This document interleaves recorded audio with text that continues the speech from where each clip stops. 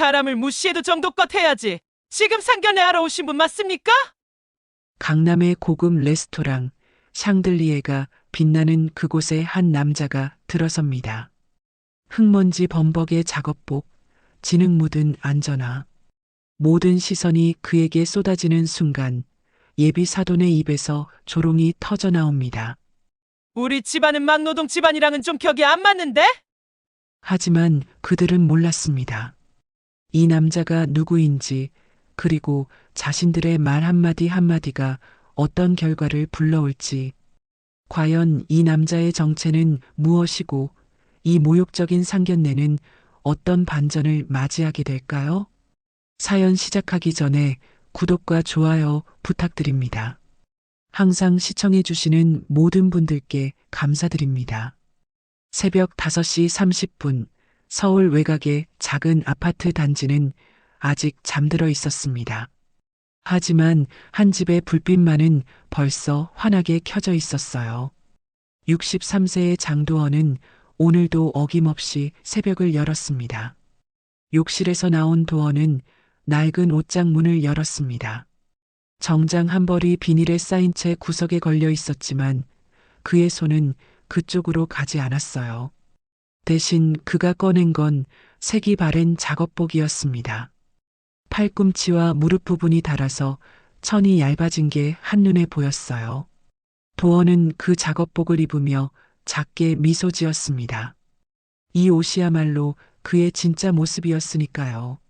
현관에서 안전화 끈을 단단히 묶는 도원의 손은 굳은 살로 가득했습니다. 30년 넘게 흙과 시멘트를 만져온 손이었어요.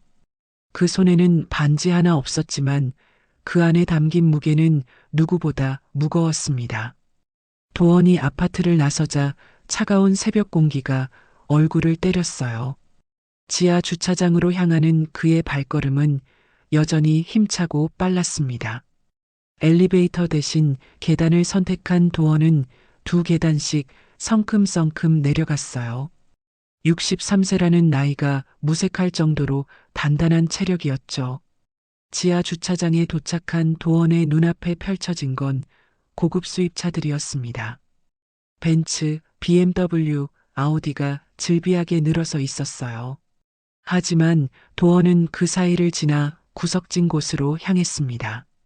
거기에 그의 차가 있었어요. 10년도 더 된 낡은 포터 트럭이었습니다.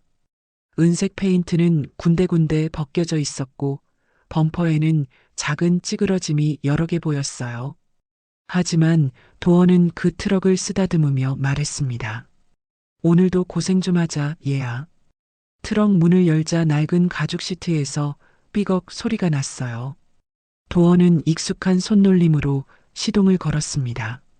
부르릉 소리와 함께 엔진이 깨어났어요. 다른 차들의 조용한 엔진음과는 너무도 대비되는 소음이었지만 도원에게는 그게 더 정직한 소리로 들렸습니다. 트럭이 지하 주차장을 빠져나와 아직 어두운 도로 위를 달렸습니다. 새벽 6시 도로는 한산했어요. 도원은 라디오를 켰습니다. 아침 뉴스가 흘러나왔지만 그는 크게 신경 쓰지 않았어요. 대신 창밖으로 지나가는 서울의 풍경을 바라봤습니다. 빌딩 숲, 아파트 단지, 상가들이 차례로 눈앞을 스쳐 지나갔어요. 그 모든 건물들 중 얼마나 많은 곳이 자신의 손을 거쳐갔는지 도어는 셀 수도 없었습니다. 30여 분을 달려 도착한 곳은 서울 외곽의 대규모 건설 현장이었어요. 현장 입구에는 큰 간판이 걸려 있었습니다. 도민건설 시공 현장. 안전이 최우선입니다. 도어는 트럭을 현장 사무실 옆에 세웠습니다. 트럭에서 내린 그는 깊게 숨을 들이마셨어요. 시멘트 냄새, 흙 냄새, 그리고 아침 이슬이 섞인 공기가 폐를 채웠습니다. 이게 바로 도원이 사랑하는 냄새였어요. 도원은 헬멧을 집어들고 현장 안으로 걸어 들어갔습니다. 벌써 몇몇 인부들이 도착해서 준비 작업을 하고 있었어요. 회장님 오셨어요. 젊은 현장 감독이 도원을 보자마자 인사했습니다. 하지만 도원은 고개를 저었어요. 여기서는 그냥 소장님이라고 불러요. 편하게 하자고요. 도원의 목소리는 부드러우면서도 단호했습니다. 현장 감독은 씩 웃으며 고개를 끄덕였어요. 도원은 현장을 천천히 둘러보기 시작했습니다. 어제 부어놓은 콘크리트의 상태를 확인하고 철근 배치가 제대로 됐는지 살펴봤어요. 그의 눈은 어떤 작은 틈도 놓치지 않았습니다. 30년 넘게 현장을 지켜온 눈은 기계보다 정확했어요. 여기 철근 간격이 조금 넓은데 다시 한번 체크해봐요. 도원이 손으로 가리키자 옆에 있던 인부가 놀란 표정을 지었습니다. 아, 정말이네요. 어떻게 보고 바로 아셨어요? 오래 하다 보면 눈에 다 들어와요. 도원은 담담하게 답하며 다음 구역으로 이동했습니다. 시간이 흐르고 해가 떠올랐어요. 현장은 점점 더 분주해졌습니다. 크레인이 움직이고 믹서 트럭이 들어오고 인부들의 목소리가 여기저기서 들렸어요. 도원은 그 모든 걸 지켜보며 필요한 곳에 손을 보탰습니다. 무거운 자재를 옮기는 걸 도와주기도 하고 위험한 작업을 할 때는 직접 안전장비를 점검했어요. 오전 10시쯤 도원의 휴대폰이 울렸습니다. 화면에는 서아라는 이름이 떠 있었어요. 도원의 얼굴에 처음으로 부드러운 미소가 번졌습니다. 응, 서아야. 아빠 어디세요? 오늘 저녁에 상견례 있는 거 기억하시죠? 전화기 너머로 들리는 딸의 목소리는 설렘과 긴장이 섞여 있었어요. 도원은 작업복 소매로 이마에 땀을 닦으며 대답했습니다. 그럼 아빠가 어떻게 있겠니? 6시에 강남 레스토랑이지? 네, 맞아요. 꼭 제 시간에 오셔야 해요. 남자친구 부모님이 시간 약속 엄청 중요하게 생각하신대요. 서아의 목소리에서 걱정이 묻어났습니다. 도원은 가슴이 조금 아팠어요. 딸아이가 자신 때문에 걱정하고 있다는 걸 알았거든요. 알았어, 서아야. 아빠가 절대 늦지 않을게. 걱정 마. 그리고 아빠, 오늘은 좀 단정하게 입고 오세요. 정장 입으셔야 해요. 도원은 자신의 흙 묻은 작업복을 내려다봤습니다. 응, 그래야지. 아빠가 알아서 할게. 전화를 끄는 도원의 표정이 조금 무거워졌어요. 그는 주머니에서 낡은 지갑을 꺼냈습니다. 지갑 안쪽 투명 비닐에는 작은 사진 한 장이 끼워져 있었어요. 젊은 시절의 도원과 아내, 그리고 어린 서아가 함께 웃고 있는 사진이었습니다. 도원은 사진 속 아내의 얼굴을 손가락으로 조심스럽게 쓰다듬었어요. 여보, 우리 딸이 시집 가려고 하네요. 당신이 봤으면 얼마나 좋았을까. 그의 목소리는 조금 떨렸습니다. 아내는 서아가 15살 때 세상을 떠났어요. 그때부터 도원은 아버지이자 어머니가 되어야 했습니다. 아내가 떠나고 나서 도원이 서아에게 자주 했던 말이 있었어요. 서아야, 품격은 옷이 아니라 마음이야. 도원은 딸에게 비싼 옷을 사주지 못했습니다. 대신 정직하게, 떳떳하게 사는 법을 가르쳤어요. 남을 함부로 대하지 않는 것, 약속을 지키는 것, 그리고 어려운 사람을 돕는 것. 그게 도원이 딸에게 물려주고 싶었던 진짜 품격이었습니다. 오후 2시, 도원은 현장 사무실에서 간단히 점심을 해결했어요. 도시락을 먹으며 오늘 작업 일지를 확인하던 중 현장 감독이 급하게 들어왔습니다. 소장님, 3층 철근 배치 좀 같이 봐주실 수 있으세요? 설계도랑 좀 다른 것 같아서요. 도원은 바로 일어났습니다. 지금 가보죠. 그는 헬멧을 다시 쓰고 현장으로 향했어요. 3층까지 임시 계단을 올라가는 도원의 모습은 여전히 젊은이 못지않았습니다. 철근 배치를 꼼꼼히 확인한 도원은 설계도를 펼쳐들었어요. 여기 보세요. 하중 분산을 위해서 이 부분 철근을 더 보강해야 해요. 설계도대로만 하면 나중에 문제가 생길 수 있어요. 현장 감독이 고개를 끄덕이며 메모했습니다.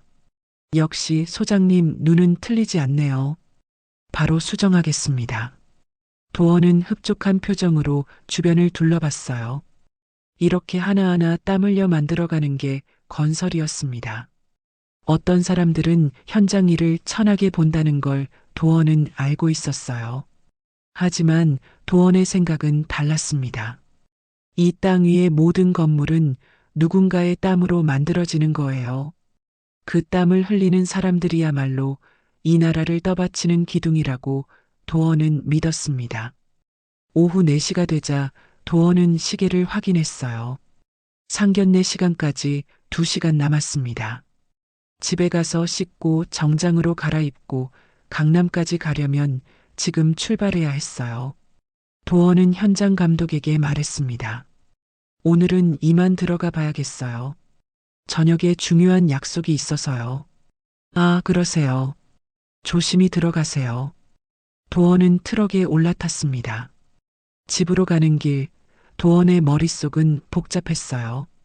서아의 예비 시댁이 어떤 사람들일까? 딸을 좋게 봐줄까? 자신 같은 현장 일꾼을 무시하지는 않을까? 여러 생각이 꼬리에 꼬리를 물고 이어졌습니다. 오후 5시 도원은 집에서 서둘러 준비를 마쳤습니다. 정장 차림의 자신을 거울로 보며 넥타이를 다시 한번 매만졌어요. 구두끈을 묶으며 도원은 작게 미소 지었어요. 서아가 얼마나 긴장하고 있을까? 예비 신랑 지훈이는 어떤 사람일까? 그의 부모님들은 딸을 좋게 봐주실까? 여러 생각이 머릿속을 스쳤습니다. 그때 휴대폰이 울렸어요. 화면에는 한도경 전략기획실장의 이름이 떠 있었습니다. 도원은 잠시 망설이다 전화를 받았어요. 여보세요. 회장님, 큰일 났습니다. 도경의 목소리가 급박하게 들렸어요. 도원의 얼굴이 굳어졌습니다. 무슨 일입니까? 공공기관 청사 신축 현장에서 철근 거푸집이 무너졌습니다. 인부 2명이 깔렸어요. 도원의 심장이 쿵 내려앉았어요. 손에 들고 있던 차 키가 바닥에 떨어졌습니다. 지금 상황이 어떻습니까? 구급차를 불렀는데 철근이 워낙 복잡하게 엉켜 있어서 함부로 못 건드리고 있습니다. 도경의 목소리가 떨렸어요. 도원은 잠시 눈을 감았습니다. 오늘은 딸의 상견례가 있는 날이었어요. 서아가 얼마나 준비했는지, 얼마나 기대하고 있는지 너무 잘 알았습니다. 하지만 현장에는 지금 생명이 위급한 사람들이 있었어요. 도원에게는 선택지가 하나뿐이었습니다. 제가 지금 바로 갑니다. 회장님, 하지만 오늘 중요한 약속이 사람 목숨이 먼저입니다. 10분 안에 도착하겠습니다. 도원은 전화를 끊고 서아에게 전화를 걸었어요. 벨이 울리는 동안 도원의 가슴은 무겁게 내려앉았습니다. 여보세요, 아빠? 서아의 목소리가 밝게 들렸어요. 아마 레스토랑으로 가는 중이겠죠. 서아야, 아빠가. 도원은 말을 잇지 못했습니다. 목이 메는 것 같았어요. 왜요, 아빠? 무슨 일 있어요? 미안하다, 서아야. 현장에서 사고가 났어. 전화 너머로 서아의 한숨소리가 들렸습니다. 심한 사고예요? 철근이 무너지면서 인부 2명이 깔렸단다. 아빠. 서아의 목소리가 떨렸어요. 아빠가 조금 늦을 것 같다. 먼저 식사하고 있어라. 알았어요, 아빠. 조심히 다녀오세요. 서아는 더 이상 아무 말도 하지 않았습니다. 하지만 그 침묵 속에 담긴 실망감이 도원에게 고스란히 전해졌어요. 전화를 끊은 도원은 정장 재킷을 벗었습니다. 이대로 현장에 갈 수는 없었어요. 옷장에서 작업복을 꺼내 입고 안전화 끈을 단단히 묶었습니다. 거울에 비친 자신의 모습을 보며 도원은 쓴웃음을 지었어요. 몇 분 전까지만 해도 상견례에 갈 준비를 하고 있었는데 도원은 트럭에 올라 시동을 걸었습니다. 엑셀을 밟으며 도원은 서아의 얼굴을 떠올렸어요. 얼마나 실망했을까? 예비 시댁분들은 뭐라고 생각할까? 하지만 도원은 멈출 수 없었습니다. 사람의 생명이 달린 일이었으니까요. 트럭이 현장에 도착했을 때는 5시 30분이었어요. 현장은 이미 아수라장이 되어 있었습니다. 구급차 2대와 소방차 1대가 사이렌을 울리고 있었어요. 붉은 경광등이 석양빛과 섞여 불안하게 깜빡이고 있었습니다. 도원은 트럭에서 뛰어내려 현장으로 달려갔어요. 헬멧을 쓰며 주변을 살폈습니다. 3층 높이에서 철근 거푸집이 무너져 내려 있었어요. 굵은 철근들이 복잡하게 엉켜 있고 그 밑으로 사람의 신음소리가 들렸습니다. 소장님, 이쪽입니다. 도경이 급히 다가왔어요. 얼굴이 창백했고 손이 떨리고 있었습니다. 정확한 상황 보고해요. 도원의 목소리는 침착했습니다. 인부 김성호 씨와 박민수 씨가 철근 밑에 깔렸습니다. 김성호 씨는 다리 쪽, 박민수 씨는 허리 쪽이 눌려 있어요. 의식은? 둘 다 의식은 있지만 심하게 다친 것 같습니다. 도원은 무너진 철근 더미를 살펴봤어요. 함부로 건드리면 2차 붕괴가 일어날 수 있는 위험한 구조였습니다. 크레인 불렀습니까? 네, 오는 중입니다. 소방대는? 대기 중입니다. 도원은 철근 틈새로 고개를 들이밀었어요. 여기 사람 있습니까? 들리면 대답해 주세요. 여기 있어요. 희미한 목소리가 들렸습니다. 조금만 참으세요. 곧 구해드릴 겁니다. 도원의 목소리는 단호하면서도 따뜻했어요. 크레인이 도착하고 소방대원들이 집결했습니다. 도원은 직접 구조 작업을 지휘했어요. 이 철근을 먼저 들어올립니다. 그 다음 저쪽 거푸집을 제거하고요. 소장님, 위험합니다. 뒤로 물러나세요. 소방대장이 말했지만 도원은 고개를 저었어요. 이 구조를 제일 잘 아는 사람이 저입니다. 제가 직접 지휘해야 해요. 구조 작업이 시작됐습니다. 크레인이 천천히 철근을 들어 올리고 소방대원들이 조심스럽게 파편을 제거했어요. 도원은 한순간도 눈을 떼지 않고 모든 과정을 감독했습니다. 작업복에는 시멘트 가루와 흙먼지가 묻어갔어요. 안전하는 진흙으로 범벅이 됐습니다. 시간이 흘렀어요. 6시가 되고 6시 30분이 지났습니다. 도원의 휴대폰에는 서아에게서 온 문자가 계속 쌓여가고 있었어요. 아빠, 지훈 씨 부모님 오셨어요. 아빠, 언제쯤 오세요? 아빠, 연락 좀 주세요. 하지만 도원은 휴대폰을 볼 수 없었습니다. 지금은 눈앞의 생명을 구하는 게 먼저였어요. 7시가 넘어서야 첫 번째 인부가 구조됐습니다. 다리가 심하게 다쳤지만 생명에는 지장이 없었어요. 괜찮습니다. 이제 괜찮아요. 도원이 그의 손을 꼭 잡으며 말했습니다. 인부는 고통스러운 표정으로 고개를 끄덕였어요. 소장님, 감사합니다. 천만에요. 힘내세요. 구급대원들이 인부를 들것에 실어 구급차로 옮겼습니다. 다시 구조 작업이 계속됐어요. 7시 30분, 두 번째 인부도 무사히 구조됐습니다. 허리를 다쳤지만 의식은 또렷했어요. 정말 죄송합니다, 소장님. 제가 조심했어야 했는데. 아닙니다. 당신 잘못이 아니에요. 푹 쉬세요. 구급차가 사이렌을 울리며 병원으로 향했습니다. 도원은 그제야 깊은 한숨을 내쉬었어요. 온몸에서 힘이 쭉 빠져나가는 게 느껴졌습니다. 긴장이 풀리자 다리가 후들거렸어요. 회장님, 수고하셨습니다.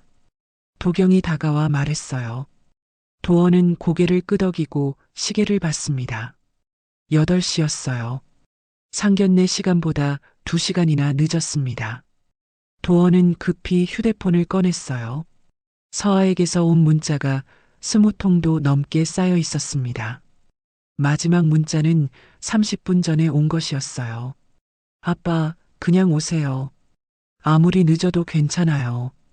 도원의 눈시울이 뜨거워졌습니다. 서아에게 전화를 걸었어요.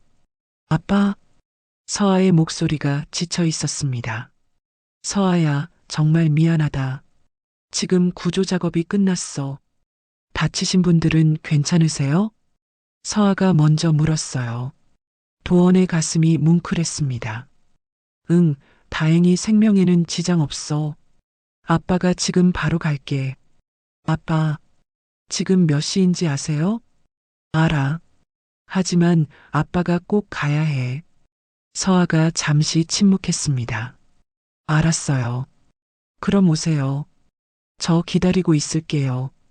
전화를 끊은 도원은 자신의 모습을 내려다봤어요.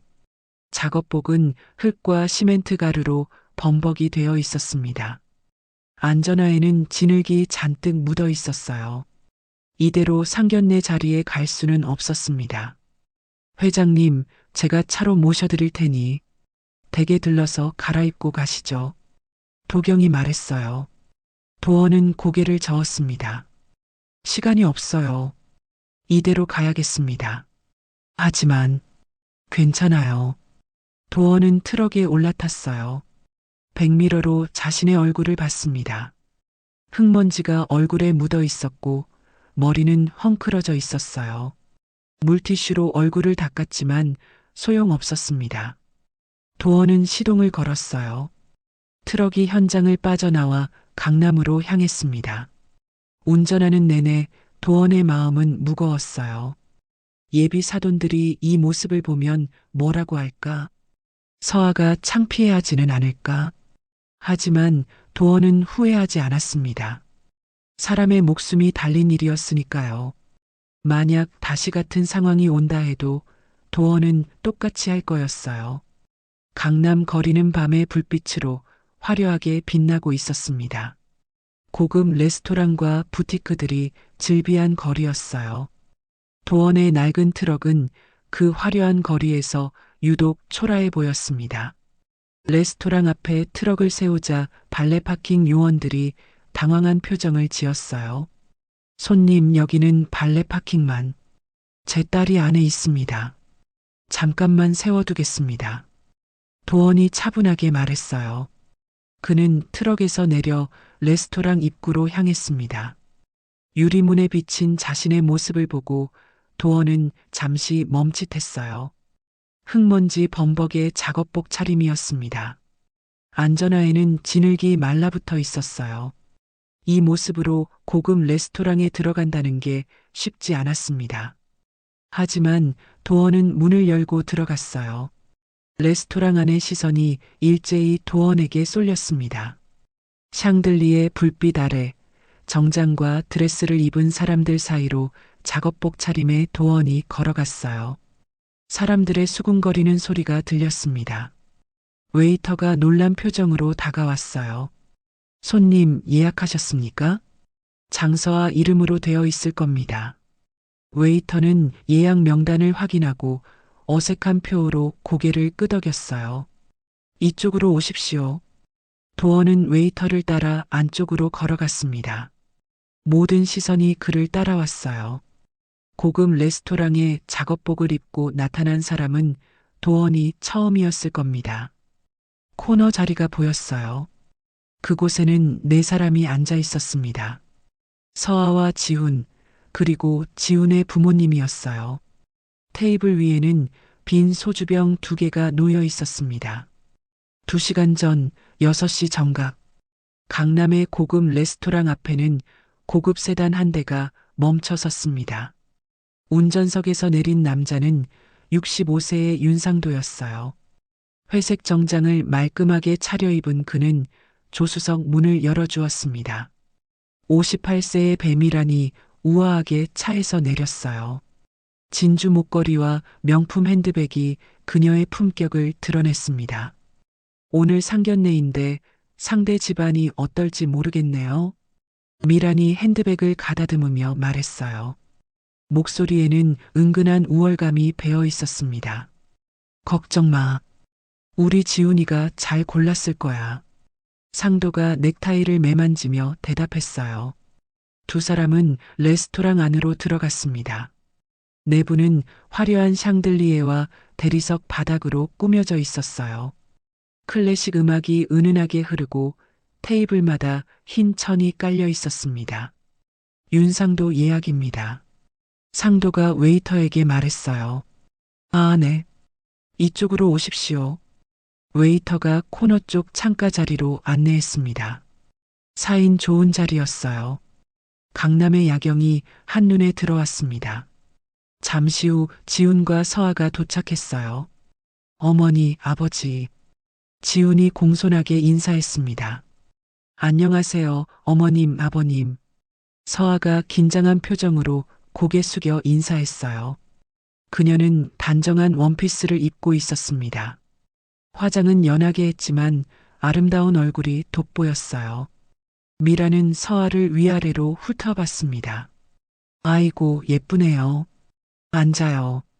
말은 그렇게 했지만 미란의 눈빛은 차갑게 평가하고 있었어요. 네 사람이 자리에 앉았습니다. 서아는 옆자리를 힐끗 봤어요. 아버지가 앉을 자리였습니다. 아버지는 언제 오시나요? 상도가 물었어요. 곧 오실 거예요. 현장 일 때문에 조금 늦으실 수도 있어요. 서아가 조심스럽게 대답했습니다. 현장? 미란의 눈썹이 살짝 올라갔어요. 네, 건설 현장에서 일하세요. 아, 그러시구나. 미란이 짧게 대답했습니다. 그녀의 표정에는 미묘한 변화가 일어났어요. 입꼬리가 살짝 내려가고 눈빛이 차가워졌습니다. 상도도 마찬가지였어요. 현장 일이 바쁘시겠어요. 그가 말했지만 목소리에는 관심이 없었습니다. 서아는 그 분위기를 감지했어요. 가슴이 답답해졌습니다. 웨이터가 다가와 메뉴를 건넸어요. 주문하시겠습니까? 좀 더 기다려야 할 것 같은데요. 서아가 말했습니다. 그럼 일단 음료라도. 상도가 메뉴를 펼쳤어요. 소주 한 병 주세요. 네, 알겠습니다. 웨이터가 물러갔습니다. 미란이 시계를 봤어요. 6시 15분이었습니다. 현장 일이 그렇게 바쁜가요? 상견례 날인데. 미란의 목소리에 불만이 섞이기 시작했어요. 죄송해요, 어머님. 아버지께서 곧 오실 거예요. 서아가 고개를 숙였습니다. 손가락으로 핸드백 끈을 꼬집으며 초조해하고 있었어요. 소주가 나왔습니다.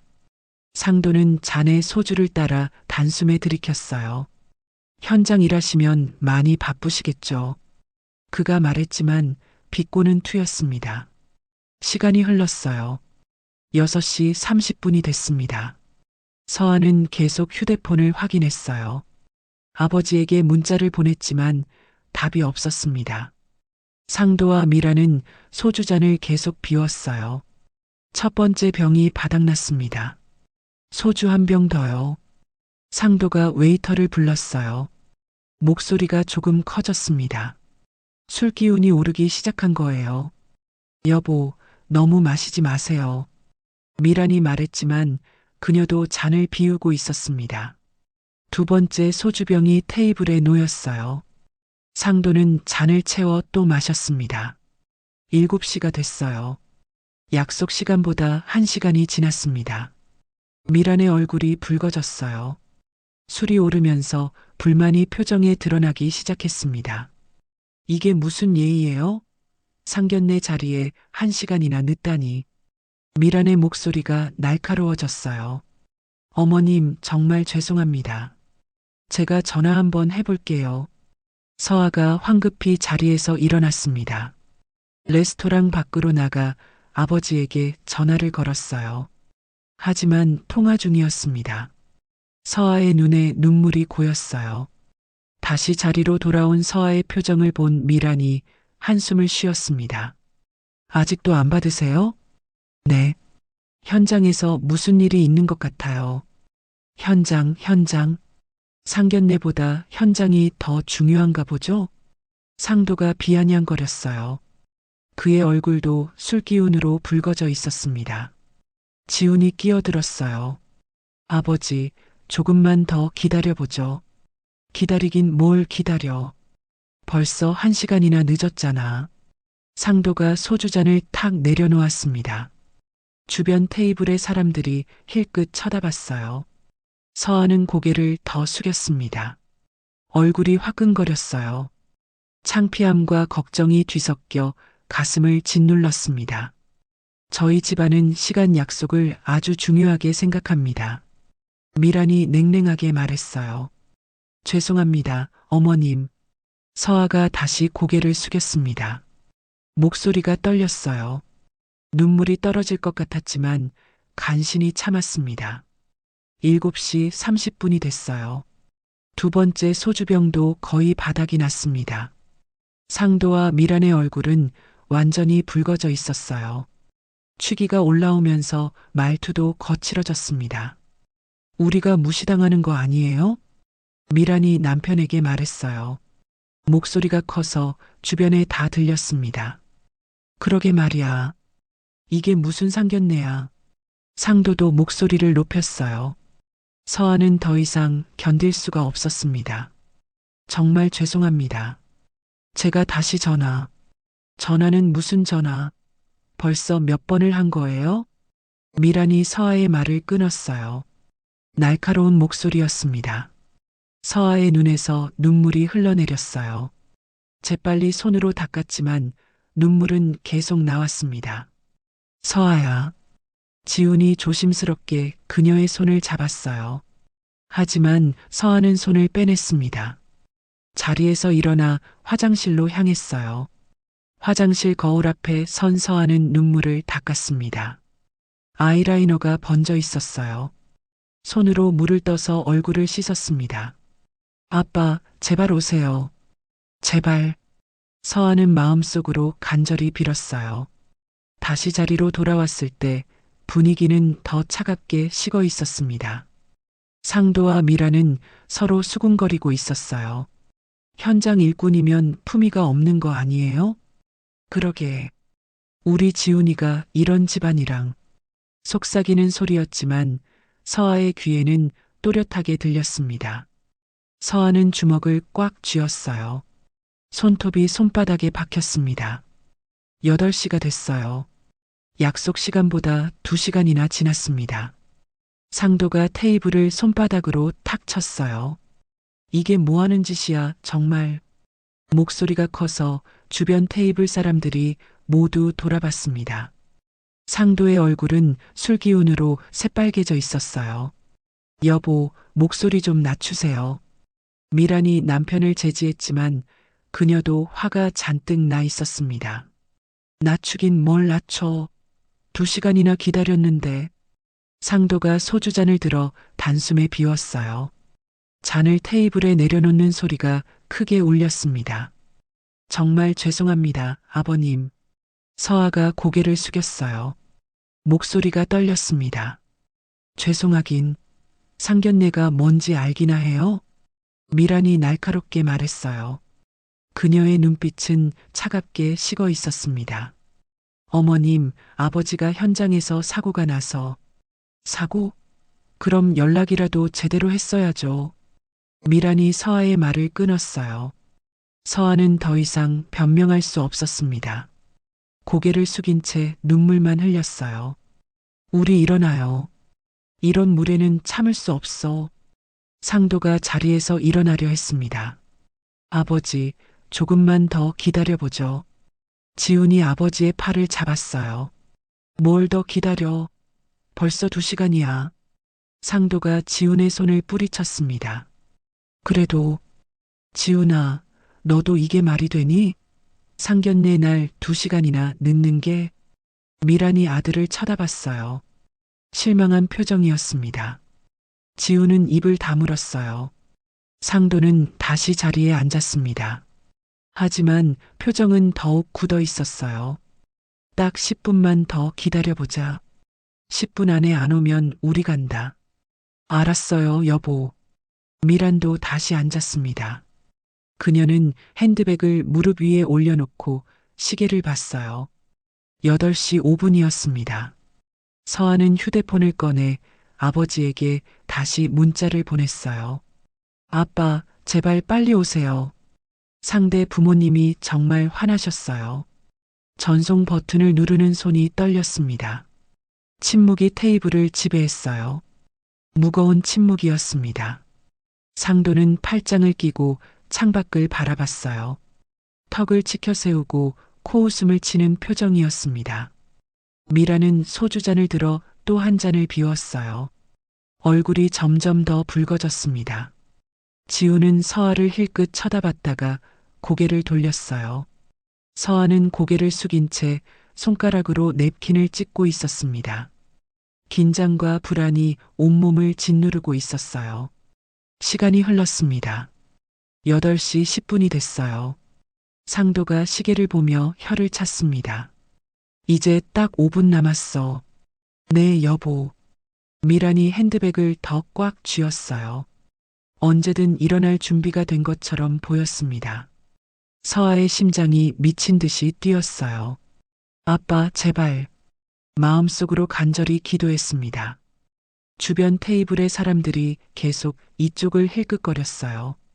수군거리는 소리가 들렸습니다. 저 테이블 분위기 왜 저래?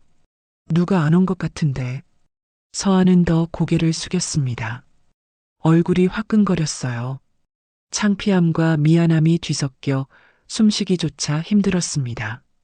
8시 13분. 상도가 다시 시계를 봤어요. 이제 2분 남았어. 그의 목소리는 차갑게 식어 있었습니다. 미라는 아무 말 없이 고개를 끄덕였어요.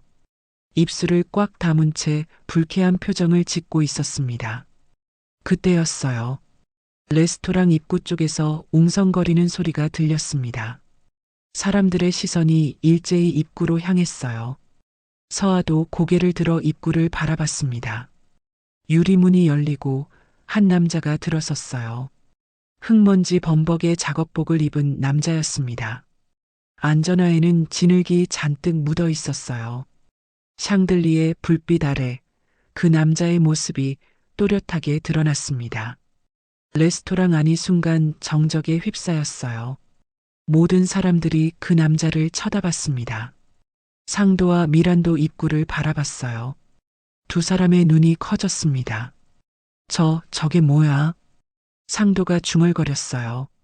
미라는 입을 벌린 채 말을 잇지 못했습니다. 서아는 그 남자를 보고 눈물이 핑 돌았어요. 아빠. 작게 속삭이는 서아의 목소리가 떨렸습니다. 도원이었습니다.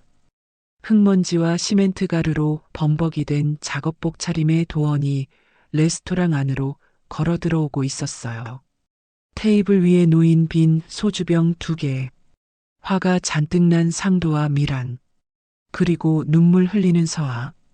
도원은 천천히 그들을 향해 걸어갔습니다. 레스토랑 안의 모든 시선이 도원에게 쏠렸습니다. 고급스러운 샹들리의 불빛 아래 흙먼지 범벅의 작업복은 너무도 어울리지 않았어요. 도원은 웨이터의 안내를 받으며 천천히 테이블로 걸어갔습니다. 안전화에서 마른 진흙이 바닥에 떨어졌어요. 대리석 바닥에 흙가루가 흩어졌습니다. 주변 테이블의 손님들이 수군거리기 시작했어요. 저 사람 작업복 입고 여기 왜 온 거야? 여기가 어디라고. 보기 민망하네, 정말. 속삭이는 소리들이 도원의 귀에 들렸습니다. 하지만 도원은 신경 쓰지 않았어요. 그의 눈에는 오직 딸만 보였습니다. 테이블에 도착한 도원은 상도와 미란을 마주봤어요. 두 사람의 얼굴은 술기운으로 붉어져 있었습니다. 상도의 눈빛은 차갑게 식어 있었고 미라는 입을 벌린 채 도원을 위아래로 훑어봤어요. 죄송합니다. 늦어서 정말 죄송합니다. 도원이 깊게 고개를 숙였습니다. 허리를 구부리는 그의 작업복에서 시멘트 가루가 떨어졌어요. 상도는 코웃음을 쳤습니다. 이게 상견례 복장입니까? 목소리는 낮았지만 조롱이 가득했어요. 도원은 고개를 들었습니다.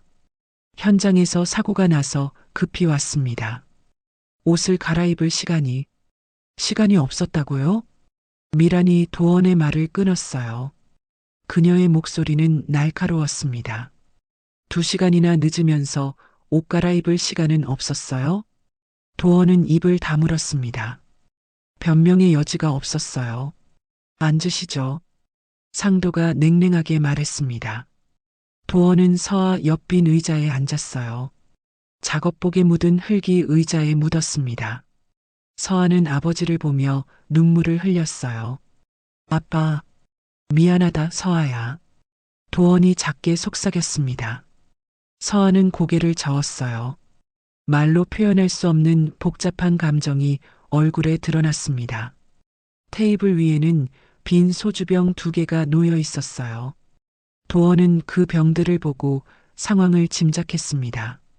얼마나 오래 기다렸는지, 얼마나 화가 났는지. 사고가 났다고 하셨죠? 상도가 물었어요. 팔짱을 끼고 등받이에 기댄 자세였습니다. 네, 철근 거푸집이 무너져서 인부 2명이 크게 다쳤습니다. 그래서요? 상도의 눈썹이 올라갔어요. 죄송합니다.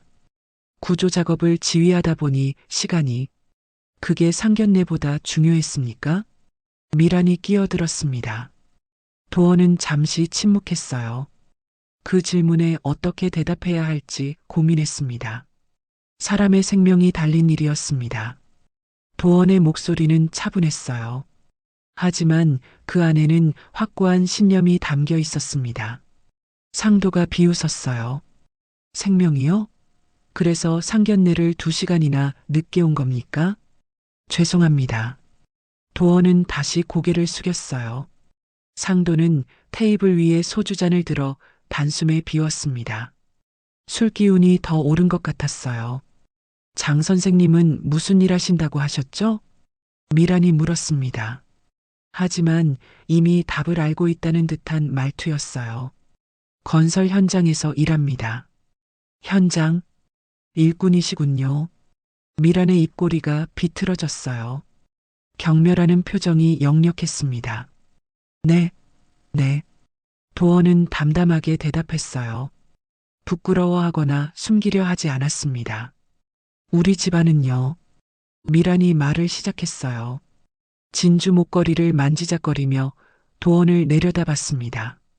3대째 사업을 해온 집안입니다. 제 남편은 YS자재 대표고요. 우리 지훈이는 명문대를 나와서 수입차 딜러로 일하고 있어요. 그렇군요. 도원이 고개를 끄덕였어요. 그런데 막노동하시는 분이랑은 좀. 미란이 말끝을 흐렸습니다. 하지만 그 의미는 명확했어요. 서아의 얼굴이 하얗게 질렸습니다. 어머님, 그런 말씀은. 서아 씨, 가만히 있어요. 미란이 서아를 제지했어요. 도원은 가만히 앉아 있었습니다. 주먹을 쥐었다 폈다를 반복했어요. 분노가 치밀어 올랐지만 참았습니다. 우리 집안은 격이 있는 집안입니다. 상도가 말했어요. 술에 취한 목소리는 더욱 거칠었습니다. 상견례에 이런 꼴로 나타나다니 이게 예의입니까? 도원은 자신의 작업복을 내려다봤어요. 흙과 시멘트 가루로 범벅이 된 옷이었습니다. 안전화에는 진흙이 말라붙어 있었어요. 분명 보기 좋은 모습은 아니었습니다. 죄송합니다. 도원은 또다시 고개를 숙였어요. 죄송하다고 다 되는 게 아니에요. 미란이 날카롭게 말했습니다. 우리가 2시간을 기다렸어요. 2시간이나요? 그녀의 목소리가 커졌어요. 주변 테이블의 사람들이 완전히 이쪽으로 시선을 돌렸습니다. 어머님, 제발. 서아가 울먹이며 말했어요. 조용히 해, 서아 씨. 이건 어른들 얘기니까. 상도가 손을 들어 서아를 제지했습니다. 서아는 입술을 깨물었어요. 눈물이 뺨을 타고 흘러내렸습니다. 도원은 그 모습을 보고 가슴이 찢어지는 것 같았어요. 딸이 이런 수모를 당하는 걸 보는 게 너무 고통스러웠습니다. 제가 늦은 건 제 잘못입니다. 도원이 입을 열었어요. 하지만 사람의 생명을 구하는 일이었습니다. 저는 후회하지 않습니다. 상도의 얼굴이 붉어졌어요. 뭐라고요? 후회하지 않는다고요? 네, 같은 상황이 온다면 또 그렇게 할 겁니다. 도원의 목소리는 흔들림이 없었어요. 미란이 코웃음을 쳤습니다. 역시 막노동하시는 분담이네요. 우리 집안을 무시해도 정도껏 하셔야지. 어머님, 지훈이 처음으로 어머니를 제지했어요. 너도 가만히 있어, 지훈아. 상도가 아들을 쏘아봤습니다. 지훈은 입을 다물었어요. 도원은 천천히 일어섰습니다. 죄송하지만 더 이상 이 자리에 있을 수 없을 것 같습니다. 뭐예요? 미란이 눈을 크게 떴어요. 제가 늦은 건 정말 죄송한 일이고 제 불찰입니다. 그렇지만 제 딸을 이렇게 힘들게 할 수는 없습니다. 도원이 서아를 바라봤어요. 서아는 눈물범벅이 된 얼굴로 아버지를 올려다봤습니다. 서아야, 일어나자. 아빠, 괜찮아. 우리 가자. 도원이 서아의 손을 잡았어요. 흙 묻은 손이었지만 따뜻했습니다. 서아는 천천히 일어섰어요. 이게 뭐 하는 짓이에요? 상도가 소리쳤습니다. 상견례 중에 나가겠다고요? 이미 상견례는 끝난 것 같습니다. 도원이 차분하게 말했어요. 두 분께서 원하시는 게 분명하니까요. 미란이 비웃었어요. 맞아요. 우리는 막노동 집안이랑은 인연을 맺을 생각이 없어요. 잘 됐네요. 결혼 전에 알게 되어 다행입니다. 도원의 목소리는 낮았지만 단호했어요. 제 딸을 이렇게 무시하는 집안과는 인연을 맺고 싶지 않습니다. 상도가 테이블을 탁 쳤어요. 당신이 지금 뭐라고 했어요? 제 딸은 누구에게도 무시당할 사람이 아닙니다. 도원이 서아를 자신의 옆으로 끌어당겼어요. 비록 제가 현장에서 일하는 사람이지만 제 딸은 떳떳하게 키웠습니다.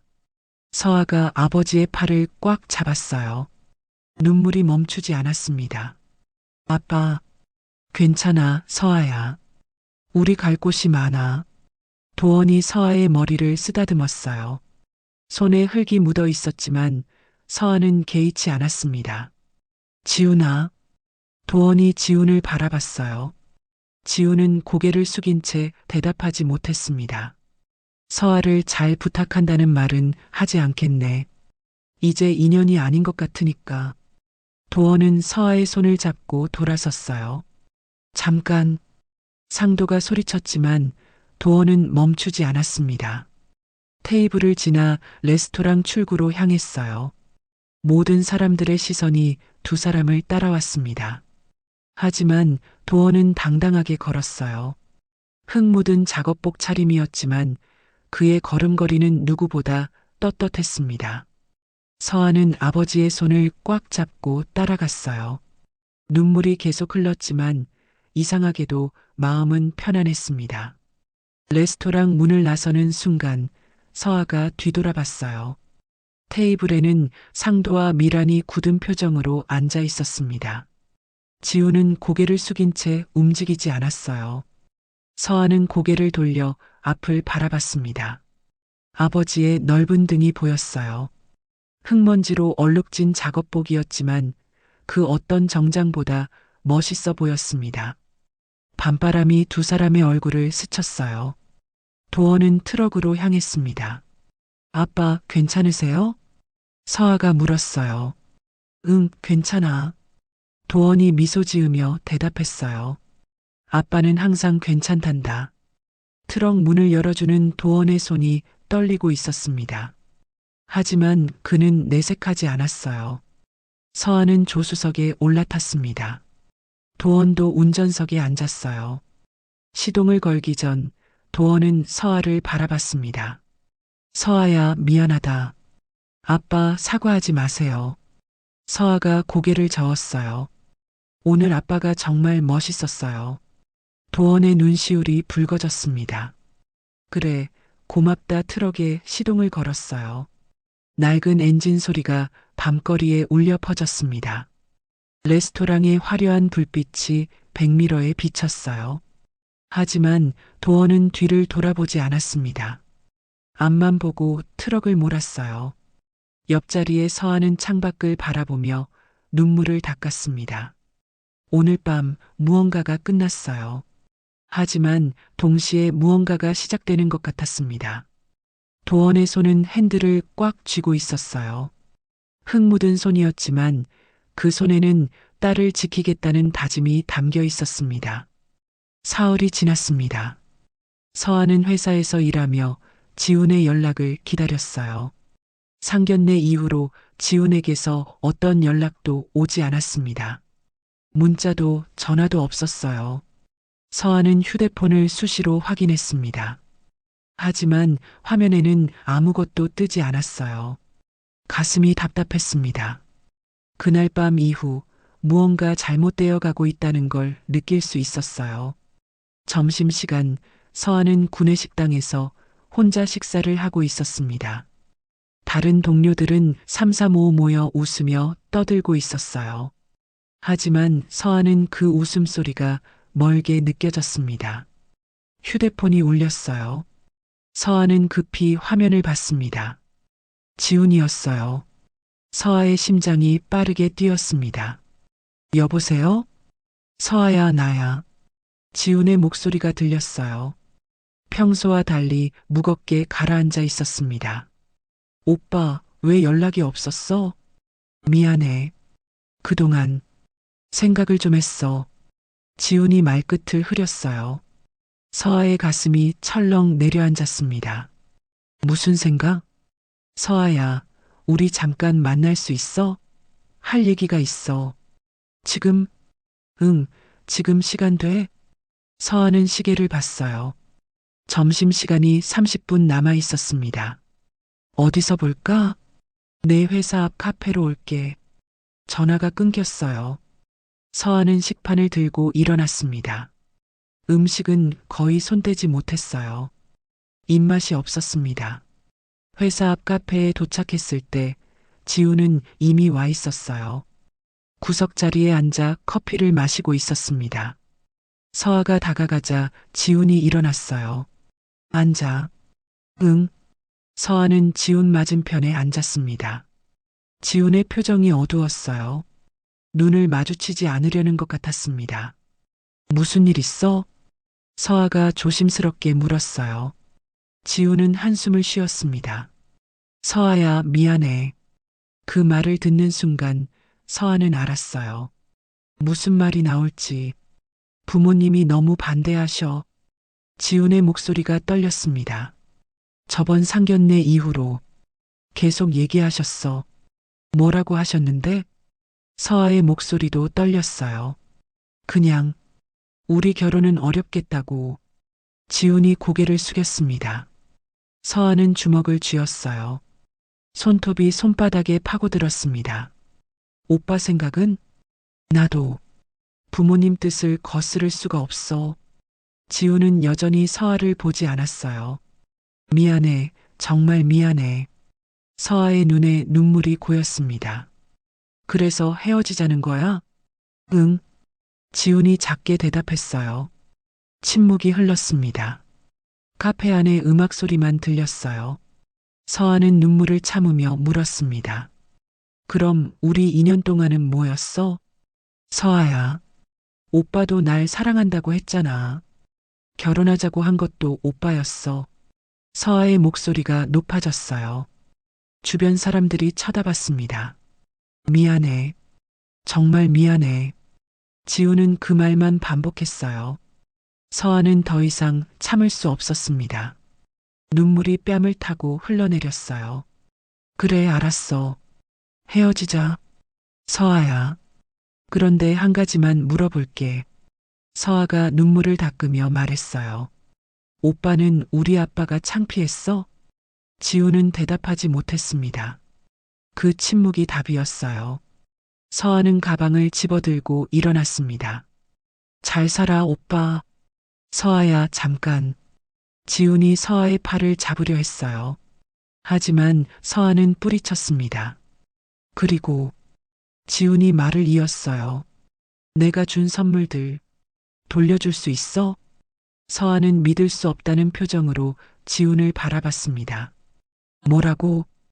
반지랑 명품 가방. 어머니가 돌려받으라고 하셔서. 지훈의 목소리는 점점 작아졌어요. 서아는 손가락에 반지를 내려다봤습니다.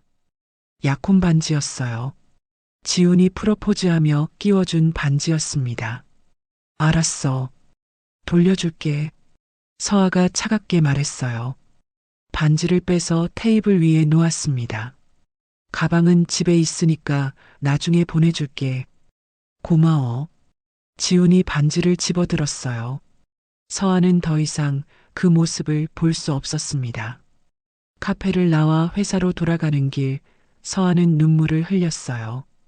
길거리에 사람들이 쳐다봤지만 신경 쓰지 않았습니다.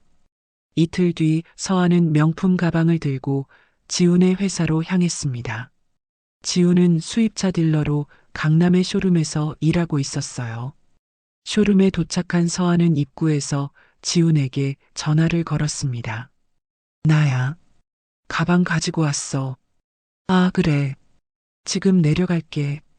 잠시 후 지훈이 쇼룸 밖으로 나왔어요. 서아는 가방을 그에게 건넸습니다. 여기. 고마워. 지훈이 가방을 받았어요. 서아는 돌아서려 했습니다. 서아야. 왜? 정말 미안해. 됐어. 이제 연락하지 마. 서아가 차갑게 말하고 돌아섰어요.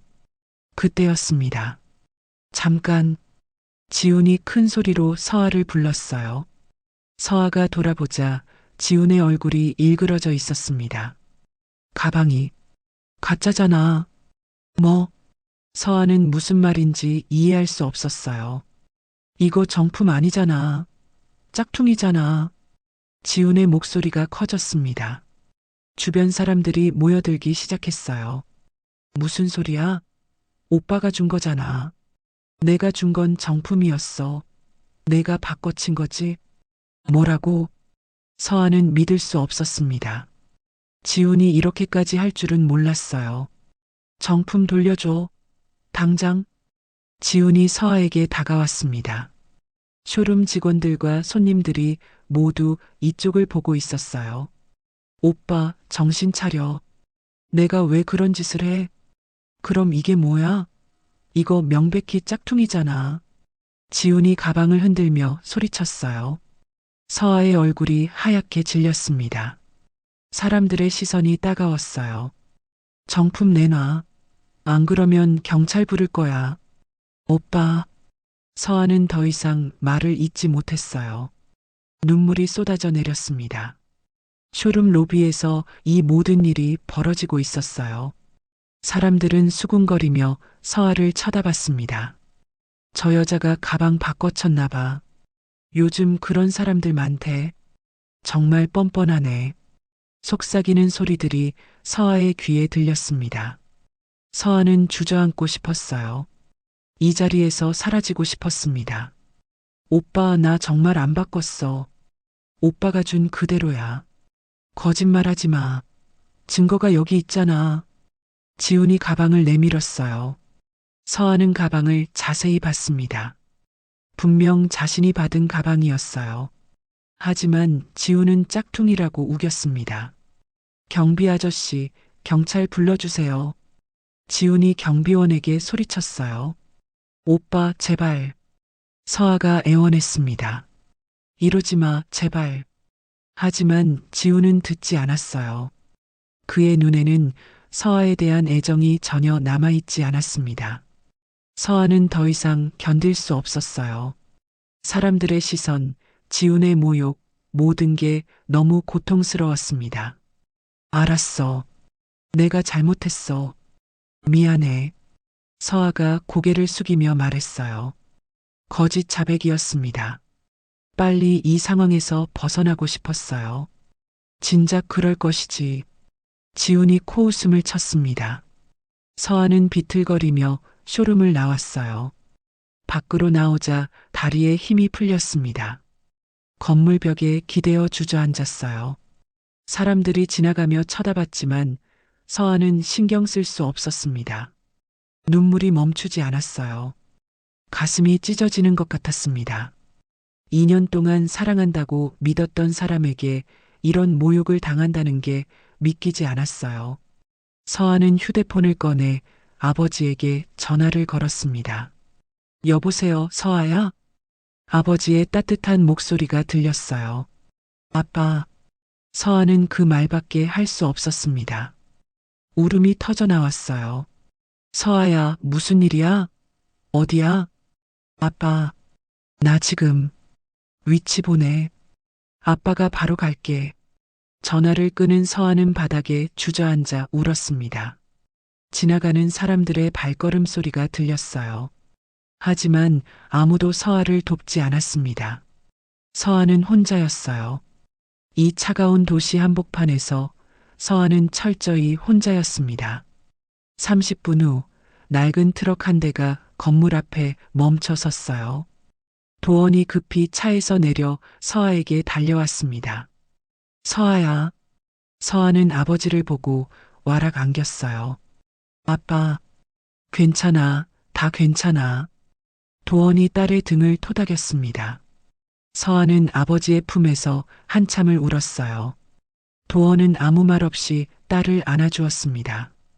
오후 햇살이 두 사람을 비추고 있었어요. 하지만 그 햇살은 따뜻하지 않았습니다. 그날 밤 도원은 서아를 집까지 데려다주고 자신의 사무실로 향했습니다. 도민건설 본사는 조용했어요. 밤 10시가 넘은 시간이었습니다. 대부분의 직원들은 퇴근한 후였어요. 도원은 엘리베이터를 타고 최상층으로 올라갔습니다. 회장실 문을 열고 들어선 도원은 책상 앞에 앉았어요. 창밖으로 서울의 야경이 펼쳐져 있었습니다. 빛나는 도시였어요. 하지만 도원의 눈에는 그 빛이 차갑게만 느껴졌습니다. 딸의 우는 모습이 계속 머릿속에 맴돌았어요. 건물 앞에 주저앉아 울던 서아의 모습. 그 모습을 본 순간 도원의 가슴은 찢어지는 것 같았습니다. 도원은 책상 서랍을 열었어요. 안에는 서아의 어린 시절 사진들이 들어 있었습니다. 아내와 함께 찍은 가족 사진도 있었어요. 도원은 사진을 한참 바라봤습니다. 여보, 우리 딸이 이렇게 힘들어하고 있어요. 도원이 작게 중얼거렸어요. 사진 속 아내는 환하게 웃고 있었습니다. 도원은 사진을 다시 서랍에 넣고 내선 전화를 눌렀어요. 한 실장, 아직 회사에 있습니까? 네, 회장님. 지금 올라가겠습니다. 잠시 후 한도경 전략기획실장이 회장실로 들어왔습니다. 43세의 도경은 도원의 오른팔이었어요. 10년 넘게 도원과 함께 일해온 사람이었습니다. 회장님, 이 밤에 무슨 일이십니까? 도경이 걱정스러운 표정으로 물었어요. 도원은 의자를 돌려 도경을 바라봤습니다. 거래처 현황을 점검하려고 합니다. 지금요? 네, 지금 당장. 도원의 목소리는 차분했지만 단호했어요. 도경은 도원의 표정을 살폈습니다. 뭔가 심상치 않다는 걸 느낄 수 있었어요. 어떤 거래처를 점검하시려고요? YS자재. 그 이름을 듣는 순간 도경의 눈이 커졌습니다. 윤상도 대표의 회사 말씀이십니까? 네. 도원이 고개를 끄덕였어요. YS자재와 우리의 거래 현황을 모두 조사하십시오. 매출 의존도, 계약 현황, 납품 품질, 모든 것을요. 도경은 잠시 침묵했습니다. 도원의 의도를 이해하고 있었어요. 회장님, 혹시 서아 양일 때문에. 한 실장. 도원이 도경의 말을 끊었습니다. 이건 개인적인 감정이 아닙니다. 거래처 품질 재평가는 정기적으로 해야 하는 일이죠. 도경은 도원의 눈을 똑바로 봤어요. 그 눈빛에는 확고한 결심이 담겨 있었습니다. 알겠습니다. 내일 아침까지 보고서를 올리겠습니다. 수고하십시오. 도경이 나간 후 도원은 다시 창밖을 바라봤습니다. 서울의 불빛들이 반짝이고 있었어요. 저 불빛 어딘가에 서아가 있을 거였습니다. 도원은 주먹을 쥐었어요.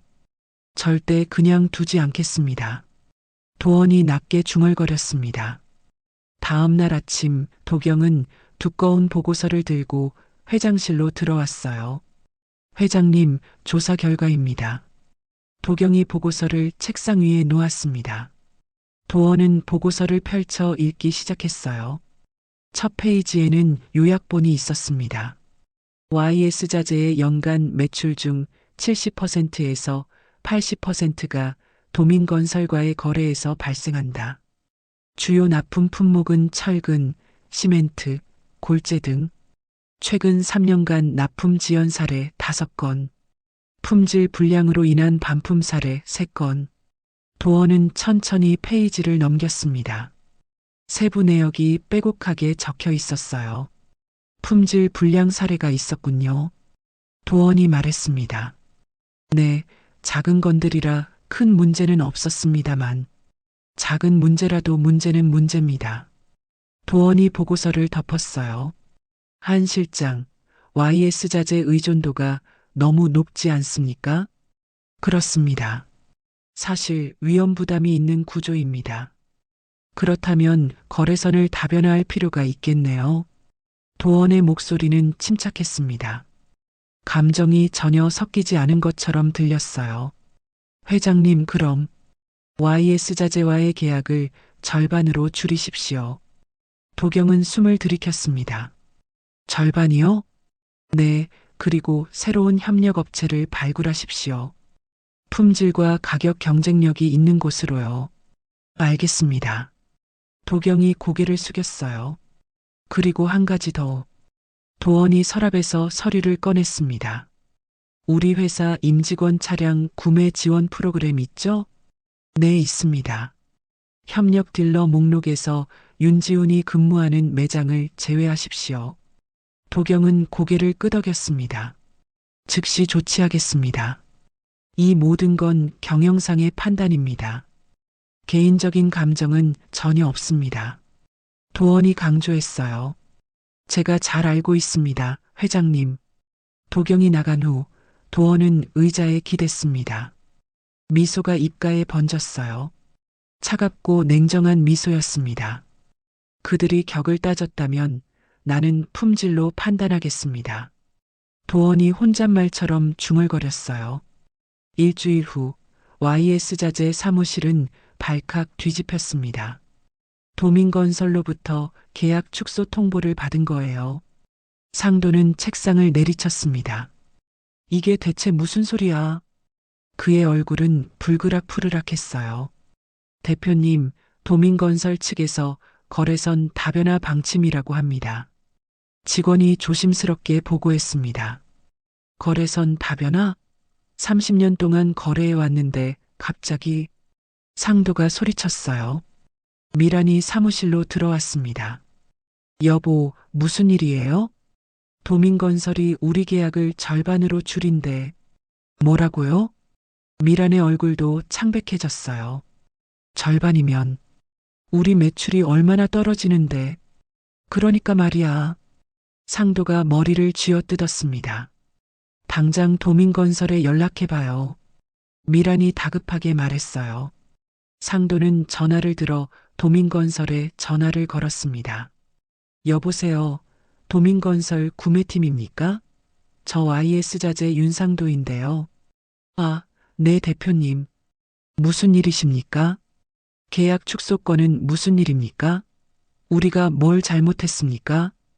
죄송합니다만 이건 회사 방침입니다. 더 이상 말씀드릴 게 없습니다. 방침? 30년 거래했는데 갑자기 방침이라고요? 네, 양해 부탁드립니다. 전화가 끊어졌어요. 상도는 휴대폰을 책상에 내던졌습니다. 이게 말이 돼? 미라는 의자에 주저앉았어요. 여보, 우리 매출의 70%가 도민건설인데. 알아, 나도 알아. 상도가 소리쳤습니다. 사무실 안이 침묵에 휩싸였어요. 직원들은 숨죽이며 상황을 지켜봤습니다. 혹시 미란이 조심스럽게 말을 꺼냈어요. 지난번 상견례 때문에 그런 거 아닐까요? 상도는 미란을 쳐다봤습니다. 그게 무슨 소리야? 장서아 아버지, 혹시 도민건설이랑 관련 있는 사람 아닐까요?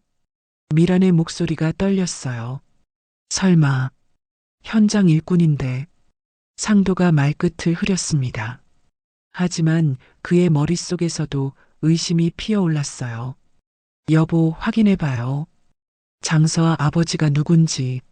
미란이 다급하게 말했습니다.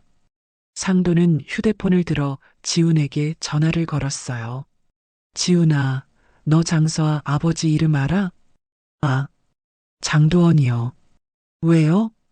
전화 너머로 지훈의 목소리가 들렸습니다. 장도원. 상도가 그 이름을 중얼거렸어요. 갑자기 머릿속이 하얗게 변했습니다. 여보, 뭐래요? 미란이 물었어요. 상도는 휴대폰을 떨어뜨릴 뻔했습니다. 장도원, 도민건설, 설마. 그의 입술이 파르르 떨렸어요. 설마 그 사람이 도민건설 회장은 아니겠지? 미란이 불안한 목소리로 물었습니다. 상도는 컴퓨터로 달려갔어요. 포털 사이트에 도민건설 회장을 검색했습니다. 화면에 기사들이 떴어요. 그리고 사진 한 장. 63세의 장도원 회장. 흙 속에서 회사를 일군 입지전적 인물. 현장을 직접 다니는 것으로 유명. 상도의 얼굴에서 핏기가 싹 빠졌습니다. 여보. 상도가 떨리는 손으로 모니터를 가리켰어요. 미란이 다가와 화면을 봤습니다. 그녀도 그 자리에 얼어붙었어요. 사진 속의 남자. 상견례 날 흙먼지 범벅으로 나타났던 그 남자였습니다. 저 사람이 회장? 미란의 목소리가 떨렸어요. 상도는 의자에 주저앉았습니다. 온몸에서 힘이 빠져나갔어요. 우리가 도민건설 회장을. 말을 잇지 못했습니다. 그날 밤 자신들이 했던 말들이 떠올랐어요. 막노동하는 사람, 격이 없는 집안, 무례하다는 말들. 모든 게 부메랑이 되어 돌아온 거였습니다. 한 달이 흘렀습니다. 도민건설의 조용한 결정들이 하나둘씩 실행에 옮겨졌어요. YS자재와의 계약은 정확히 절반으로 줄어들었습니다. 새로운 협력업체들이 그 자리를 채워갔어요. 도경은 회장실에 보고서를 들고 들어왔습니다. 회장님, 새로운 납품업체 선정이 완료됐습니다. 수고하셨습니다. 품질은 어떻습니까? 도원이 보고서를 펼치며 물었어요. YS자재보다 우수합니다. 가격도 5% 저렴하고요.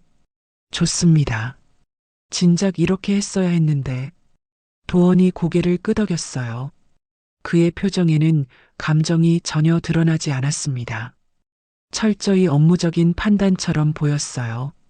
그리고 임직원 차량 구매 프로그램 협력 딜러 조정도 완료했습니다. 수입차 쪽은 어떻게 됐습니까? 강남의 다른 딜러 2곳과 새로 계약했습니다. 조건도 더 좋습니다. 도경이 보고했어요. 잘하셨습니다. 도원은 창밖을 바라봤습니다. 서울의 빌딩들이 햇살을 받아 반짝이고 있었어요. 한 실장. 네, 회장님. 이 모든 게 정당한 경영 판단이죠? 물론입니다. 회사에 더 이익이 되는 방향입니다. 도경이 단호하게 대답했어요. 도원은 미소를 지었습니다. 차갑고 냉정한 미소였어요. 좋습니다. 계속 진행하십시오. 같은 시각 지훈의 쇼룸은 한산했습니다. 평일 오전인데도 손님이 거의 없었어요. 지훈은 책상에 앉아 컴퓨터 화면을 멍하니 바라봤습니다. 이번 달 실적이 형편없었어요. 지난달에 비해 30%나 떨어졌습니다. 윤 과장님, 매니저가 다가왔어요. 네, 본사에서 실적 관련해서 면담 요청이 들어왔어요. 또요? 지훈의 얼굴이 굳어졌습니다. 네, 이번 주 금요일까지 본사로 오시래요. 매니저가 조심스럽게 말했어요. 지훈은 한숨을 쉬었습니다. 알겠습니다. 매니저가 돌아간 후 지훈은 고개를 떨어뜨렸어요. 지난 한 달간 상황이 급격히 나빠졌습니다. 가장 큰 타격은 도민건설 임직원들의 단체 구매가 끊긴 거였어요. 분기마다 10여 대씩 구매가 들어오던 게 갑자기 사라졌습니다. 처음에는 우연인 줄 알았어요. 하지만 알고 보니 도민건설이 협력 딜러를 변경한 거였습니다. 지우는 상사에게 문의했지만 돌아온 답은 차갑고 간단했어요. 거래처 변경은 상대 회사 방침입니다. 어쩔 수 없어요. 지우는 자신의 휴대폰을 꺼냈습니다. 서아와의 대화창을 열었어요. 마지막 메시지는 한 달 전이었습니다. 서아가 보낸 잘 살아요라는 짧은 메시지.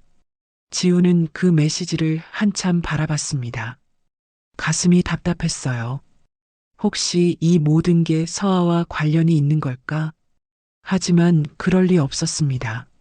서아의 아버지는 현장 일꾼이었으니까요. 지우는 휴대폰을 내려놓았어요. 그날 저녁 YS자재 사무실은 어두운 분위기에 휩싸여 있었습니다. 상도는 회계 장부를 펼쳐놓고 머리를 싸매고 있었어요. 숫자들이 눈앞에서 어지럽게 춤췄습니다. 미란이 사무실로 들어왔어요. 여보, 은행에서 연락 왔어요. 뭐래? 대출 연장이 어렵대요. 매출이 떨어져서. 미란의 목소리가 떨렸습니다. 상도는 책상을 쾅 내리쳤어요. 이게 다 누구 때문이야? 여보, 진정해요. 진정은 무슨, 회사가 망하게 생겼는데. 상도가 소리쳤습니다. 직원들이 사무실 밖에서 불안한 표정으로 상황을 지켜봤어요. 도민건설 계약이 절반으로 줄면서 매출이 40%나 떨어졌어요. 미란이 장부를 가리키며 말했어요. 그리고 다른 거래처들도 가격 재협상을 요구하고 있어요. 왜?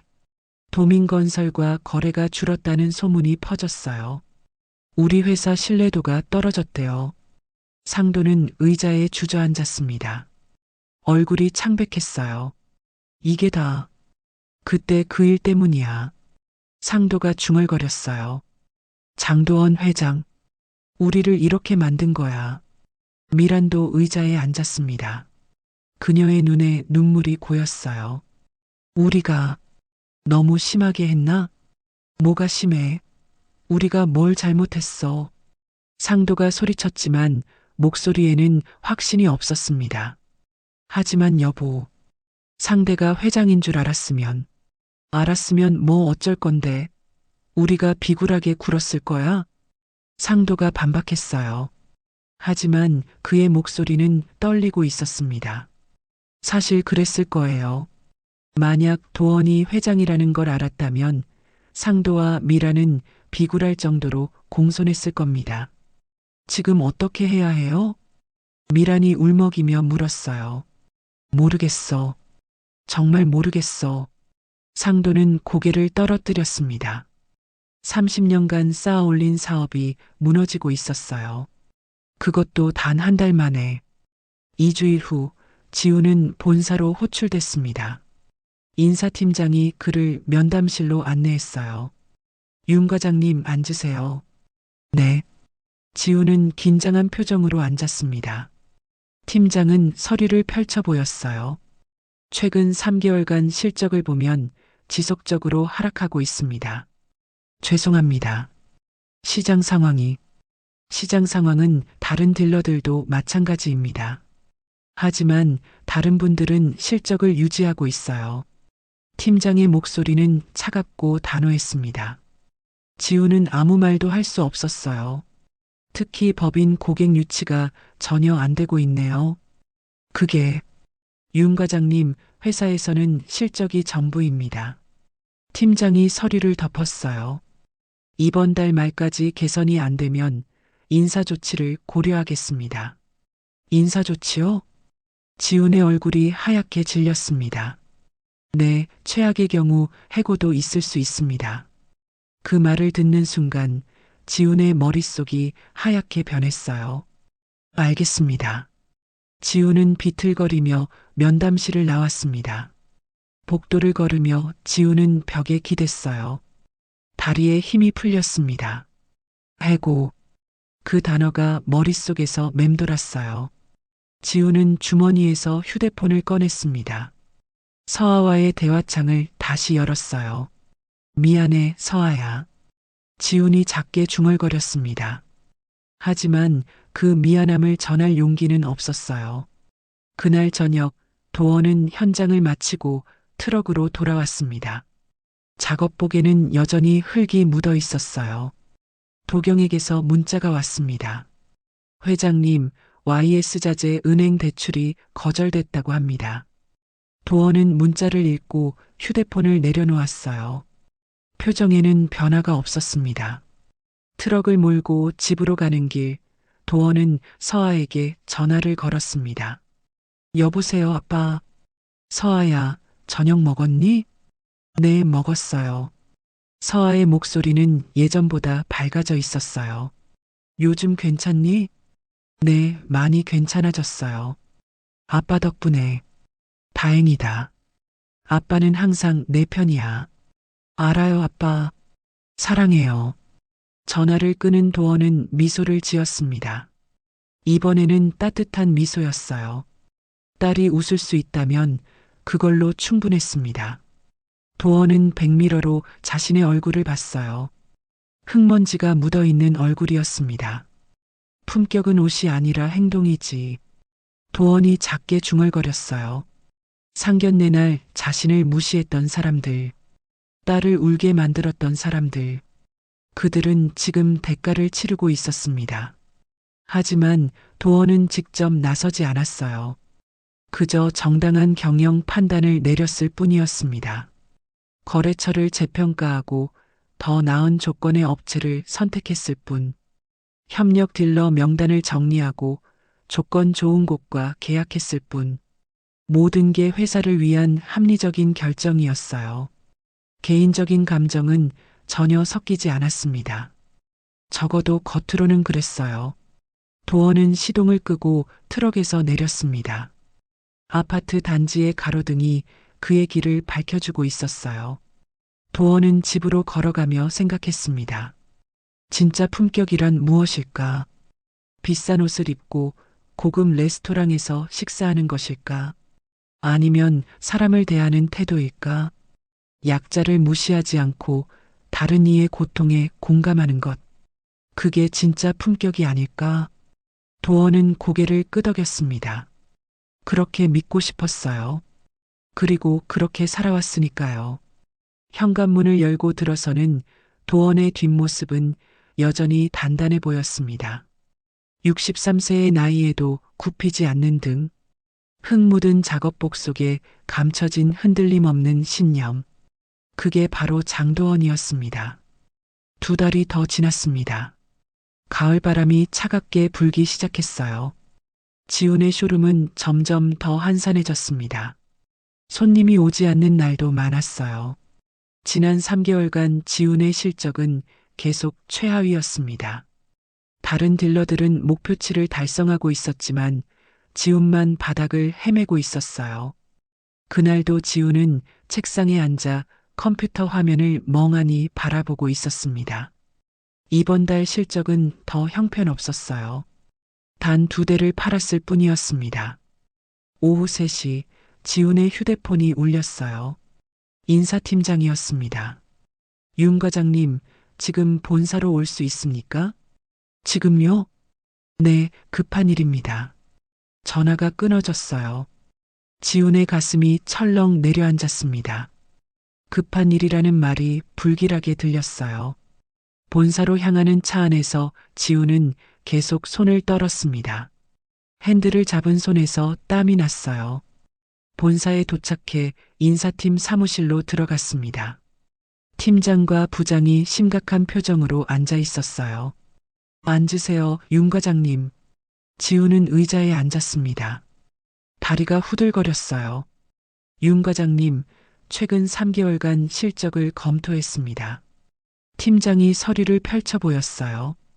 빨간색으로 표시된 숫자들이 눈에 들어왔습니다.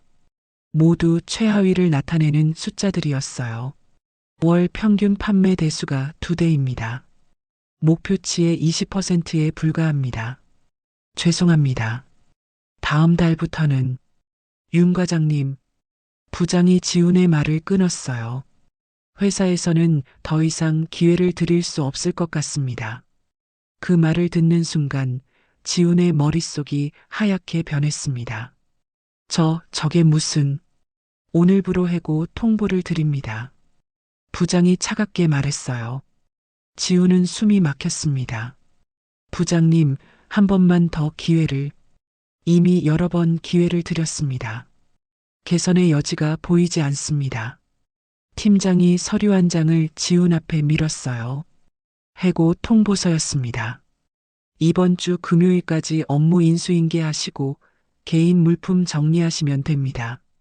지훈은 그 서류를 멍하니 바라봤습니다. 글자들이 흐릿하게 보였어요. 눈에서 뜨거운 것이 차올랐습니다. 그럼 이만.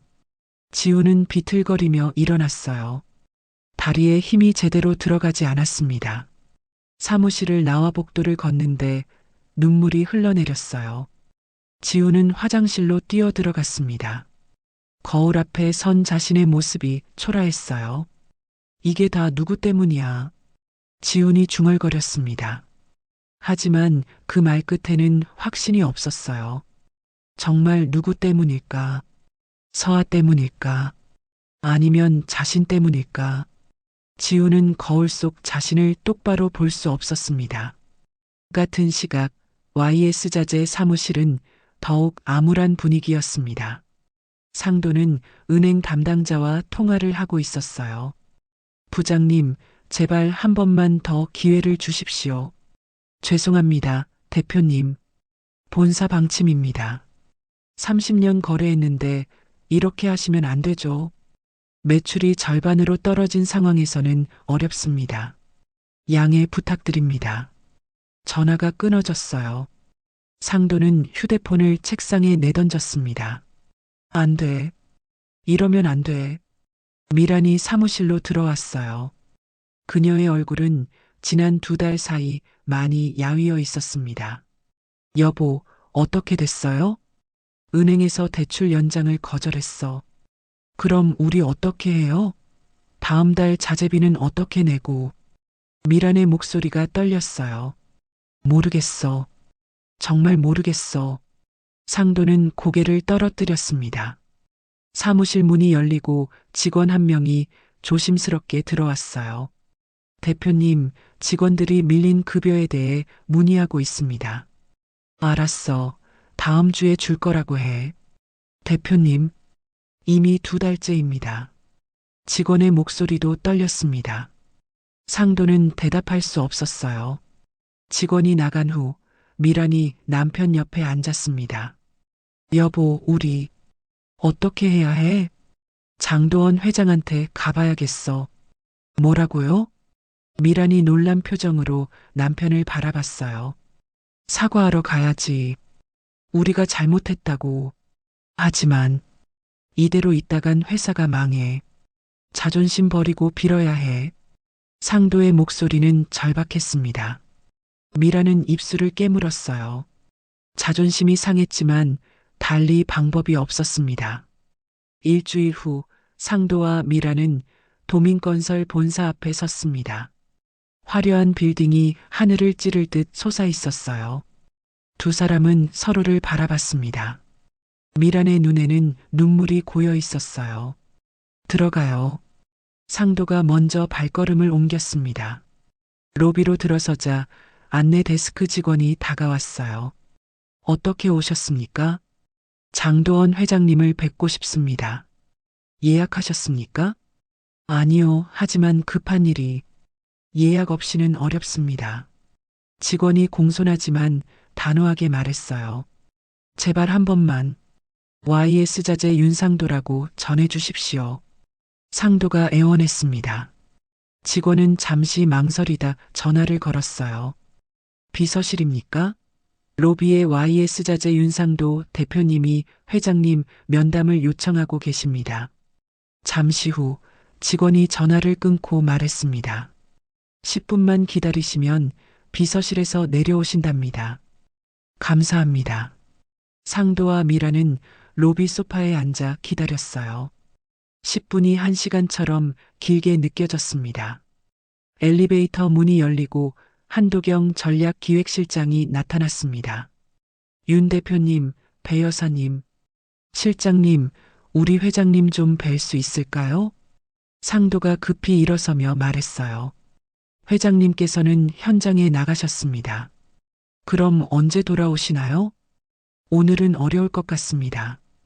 도경의 목소리는 공손했지만 냉정했어요. 실장님, 제발.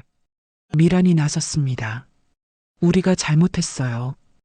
회장님께 사과드리고 싶어요. 도경은 두 사람을 차분히 바라봤습니다. 두 분께서 무엇을 잘못하셨는지 제가 알 바는 아닙니다만. 도경이 잠시 말을 멈췄어요. 회장님께서는 개인적인 감정으로 사업 결정을 하시는 분이 아닙니다.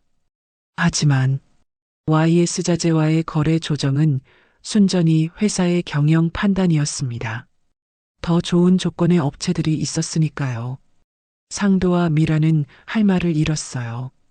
그럼 정말 개인적인 감정은 없으신 겁니까? 상도가 떨리는 목소리로 물었습니다. 도경은 잠시 침묵했어요. 회장님께서는 딸을 무시당한 것에 대해서는 화가 나셨을 겁니다. 하지만 그것으로 보복하시는 분이 아닙니다. 다만 도경이 두 사람을 똑바로 바라봤어요. 사람을 대하는 태도는 결국 자신에게 돌아온다는 걸 보여주셨을 뿐입니다. 그 말에 상도와 미라는 고개를 숙였습니다.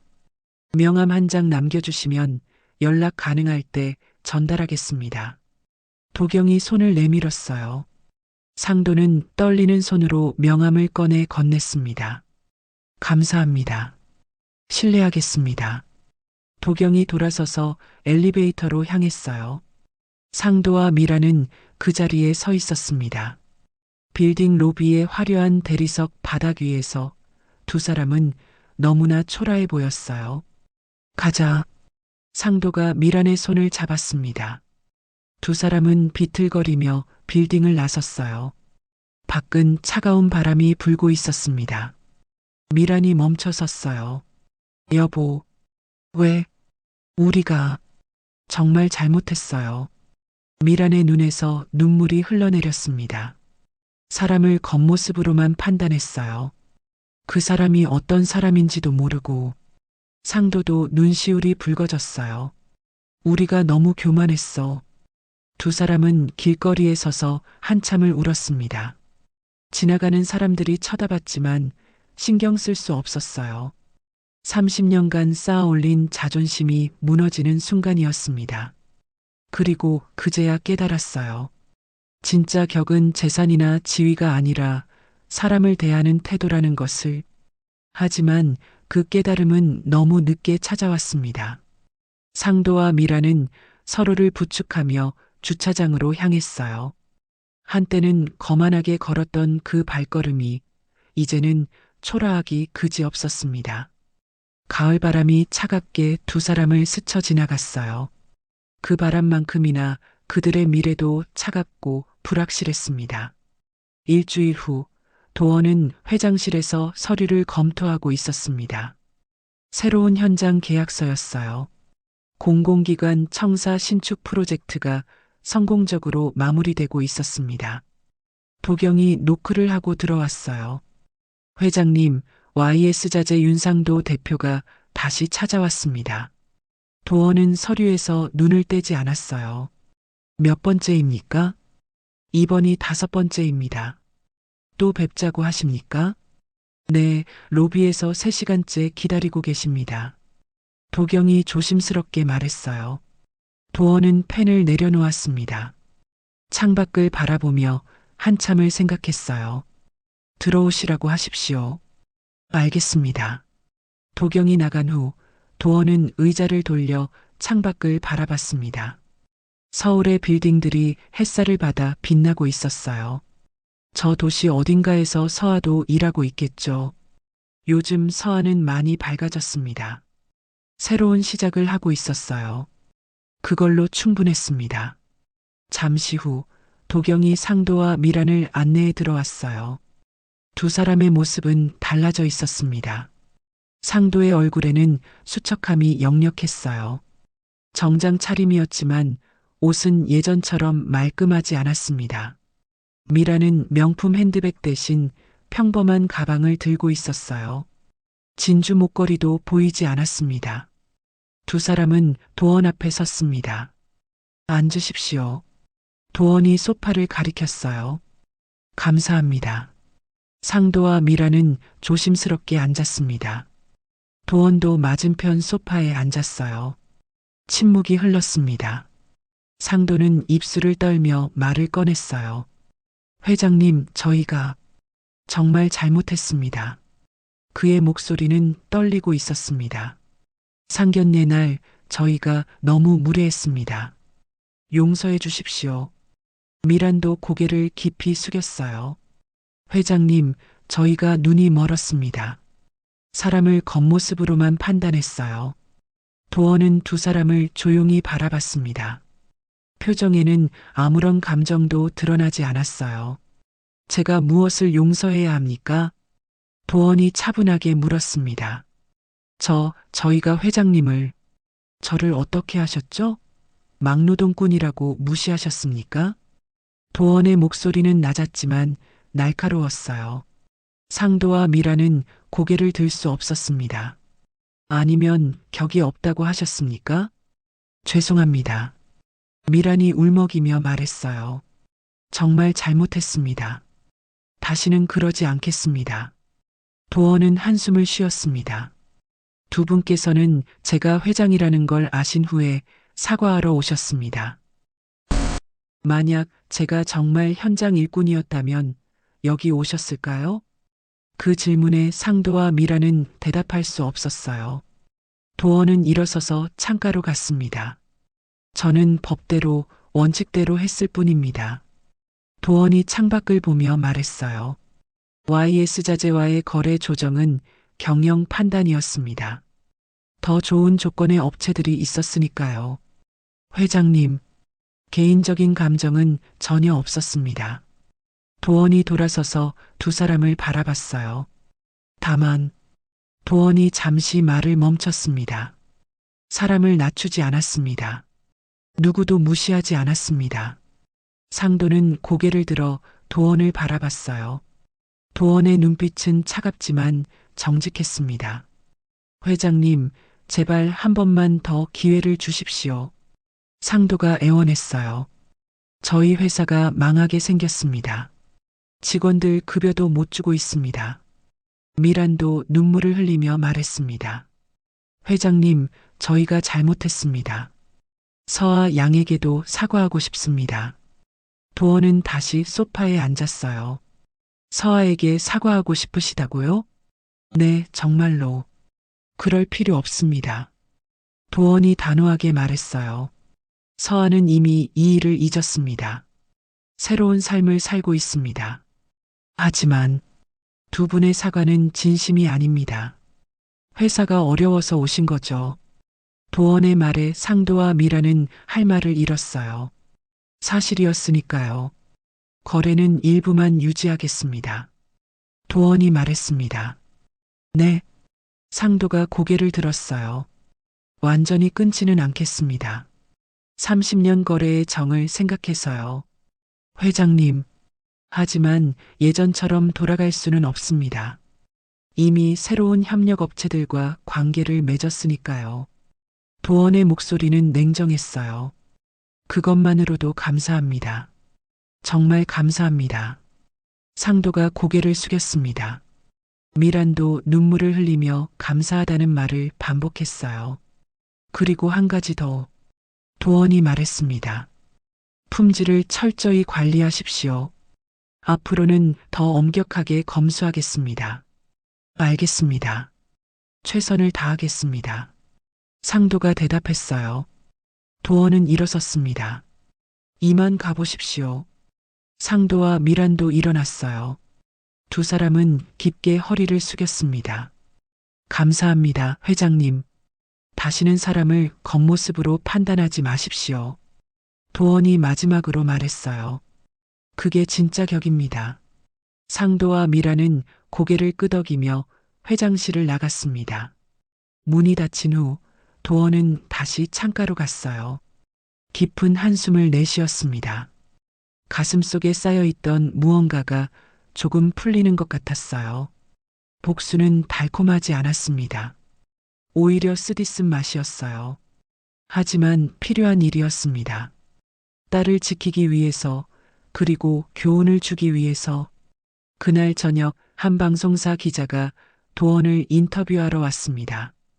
건설업계 성공 스토리를 다루는 프로그램이었어요. 카메라 앞에 선 도원은 여전히 작업복 차림이었습니다. 회장님, 성공의 비결이 무엇입니까? 기자가 물었어요. 비결이라 특별한 건 없습니다. 도원이 담담하게 대답했어요. 그저 사람을 소중히 여기는 것뿐입니다. 사람을 소중히 여긴다는 게 구체적으로 어떤 의미인가요? 직이나 재산으로 사람을 판단하지 않는 겁니다. 도원이 카메라를 똑바로 바라보며 말했어요. 현장의 일꾼도 회장실의 임원도 똑같이 소중합니다. 품격에 대해서는 어떻게 생각하십니까? 기자가 다시 물었습니다. 도원은 잠시 생각했어요. 품격은 비싼 옷이 아닙니다. 남을 대하는 태도지요. 그의 목소리는 확고했습니다. 약자를 무시하지 않고 다른 이의 고통에 공감하는 것. 그게 진짜 품격입니다. 카메라가 도원의 얼굴을 클로즈업으로 잡았어요. 63세의 나이에도 단단한 눈빛이었습니다. 인터뷰가 끝나고 도원은 트럭에 올라탔어요. 집으로 가는 길 서아에게서 전화가 왔습니다. 아빠, 방금 뉴스에서 아빠 인터뷰 봤어요. 그래, 어땠니? 정말 멋있었어요. 우리 아빠가 최고예요. 서아의 목소리가 밝았어요. 도원은 미소를 지었습니다. 고맙다, 서아야. 아빠, 오늘 저녁 같이 먹어요. 제가 요리할게요. 그래, 좋지. 곧 갈게. 전화를 끄는 도원은 엑셀을 밟았어요. 트럭이 저녁 거리를 달렸습니다. 석양이 트럭을 비추고 있었어요. 따뜻한 빛이었습니다. 도원은 백미러로 자신의 얼굴을 봤어요. 주름이 깊게 패인 얼굴이었지만 표정은 평온했습니다. 여보, 우리 딸이 이제 괜찮아요. 도원이 작게 중얼거렸어요.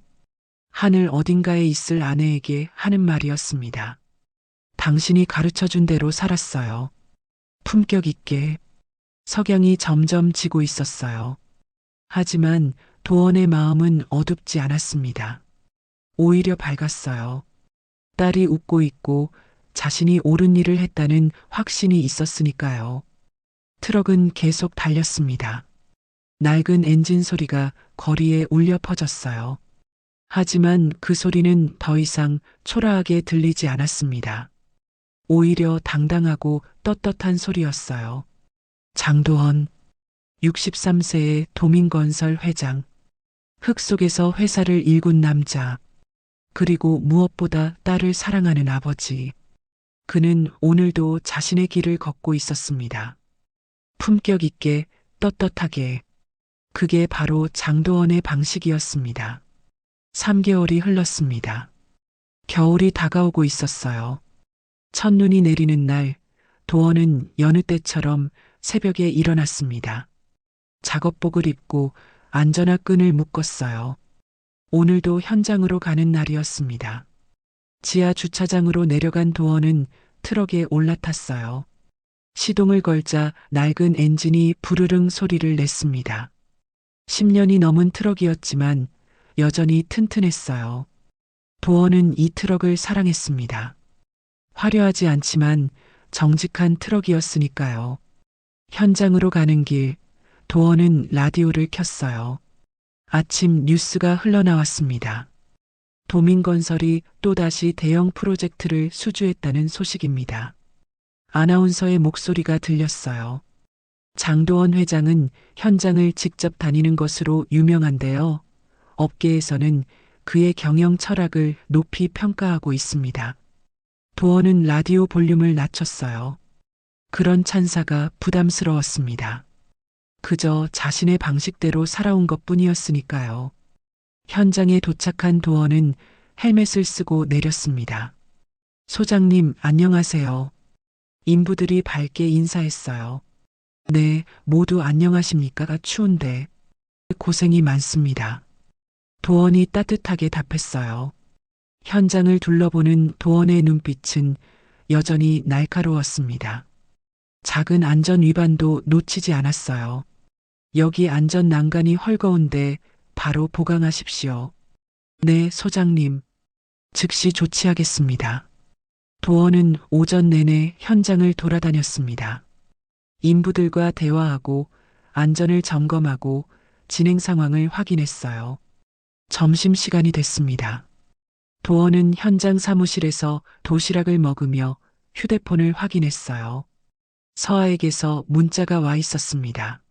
아빠, 오늘 저녁 약속 잊지 않으셨죠? 7시까지 집으로 오세요. 도원은 미소를 지으며 답장을 보냈어요.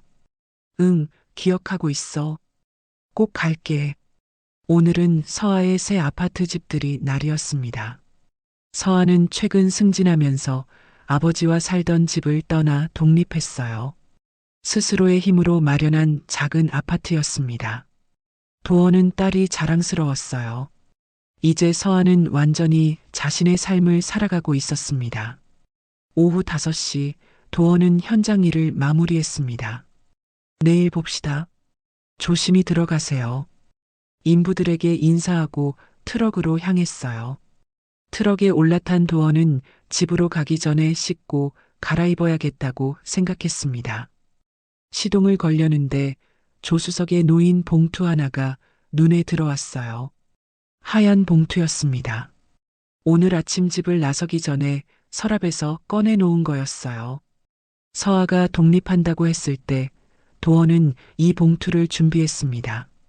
봉투를 열자 통장 한 권과 손편지가 들어 있었어요. 도원은 통장을 먼저 봤습니다. 서아 이름으로 된 통장이었어요. 아내가 살아있을 때 만든 통장이었습니다. 서아의 미래를 위해 조금씩 모아둔 돈이었어요.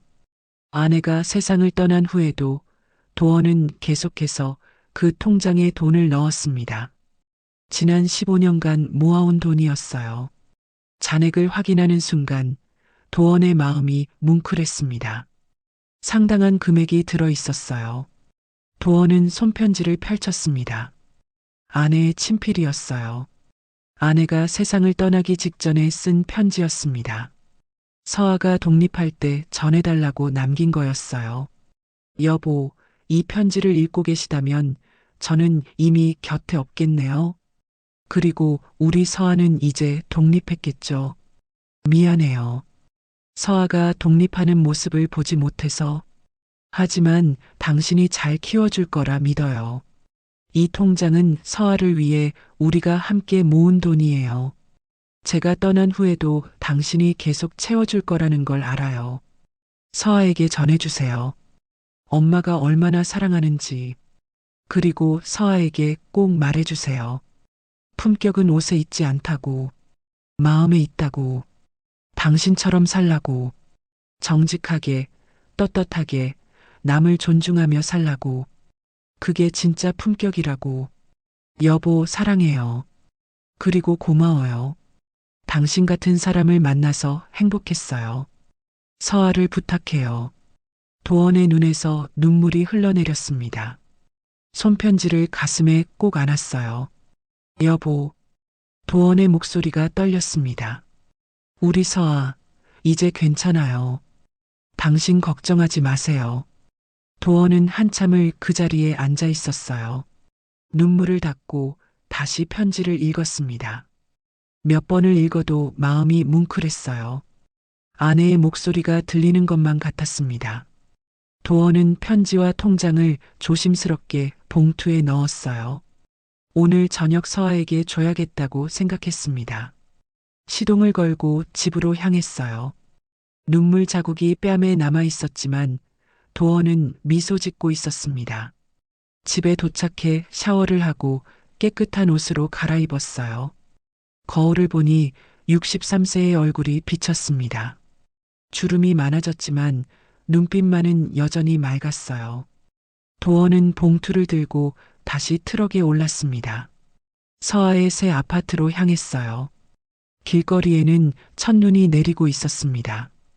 하얀 눈송이들이 트럭 창문을 스쳐 지나갔어요. 아름다운 광경이었습니다. 서아의 아파트에 도착했을 때는 7시였어요. 초인종을 누르자 서아가 문을 열어주었습니다. 아빠, 어서 오세요. 서아는 밝게 웃고 있었어요. 예전에 그 상처받은 표정은 어디에도 없었습니다. 우리 딸 잘 지냈니? 네, 잘 지냈어요. 들어오세요. 아파트 안은 따뜻하고 아늑했어요. 서아가 정성껏 꾸민 게 느껴졌습니다. 아빠, 저녁 준비했어요. 앉으세요. 그래, 고맙다. 도원은 식탁에 앉았어요. 서아가 차린 음식들이 정갈하게 놓여 있었습니다. 맛있겠다. 많이 드세요, 아빠. 두 사람은 저녁을 먹으며 이야기를 나눴어요. 회사 일, 일상 이야기, 소소한 대화들. 식사를 마친 후 도원은 가져온 봉투를 꺼냈습니다. 서아야, 이거 너에게 줄 게 있어. 뭔데요? 서아가 봉투를 받아 열었어요. 통장과 편지가 나왔습니다. 이게 뭐예요? 통장은 엄마가 내 이름으로 만든 거야. 내가 독립할 때를 위해서. 도원의 목소리가 떨렸어요. 엄마가 살아계실 때부터 모으기 시작한 거야.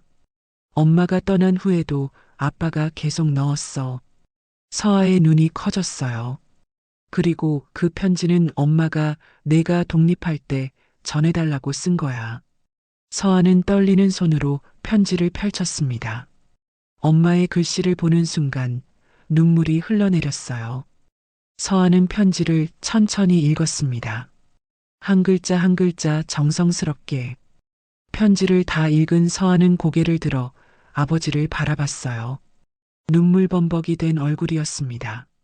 아빠, 엄마가, 엄마가 너한테 전하고 싶었던 말이야. 서아는 편지를 가슴에 안았어요. 품격은 마음에 있다. 서아가 중얼거렸습니다. 그래, 맞아. 도원이 고개를 끄덕였어요. 내가 그걸 이미 알고 있잖니. 서아는 일어나서 아버지를 안았습니다. 고마워요, 아빠.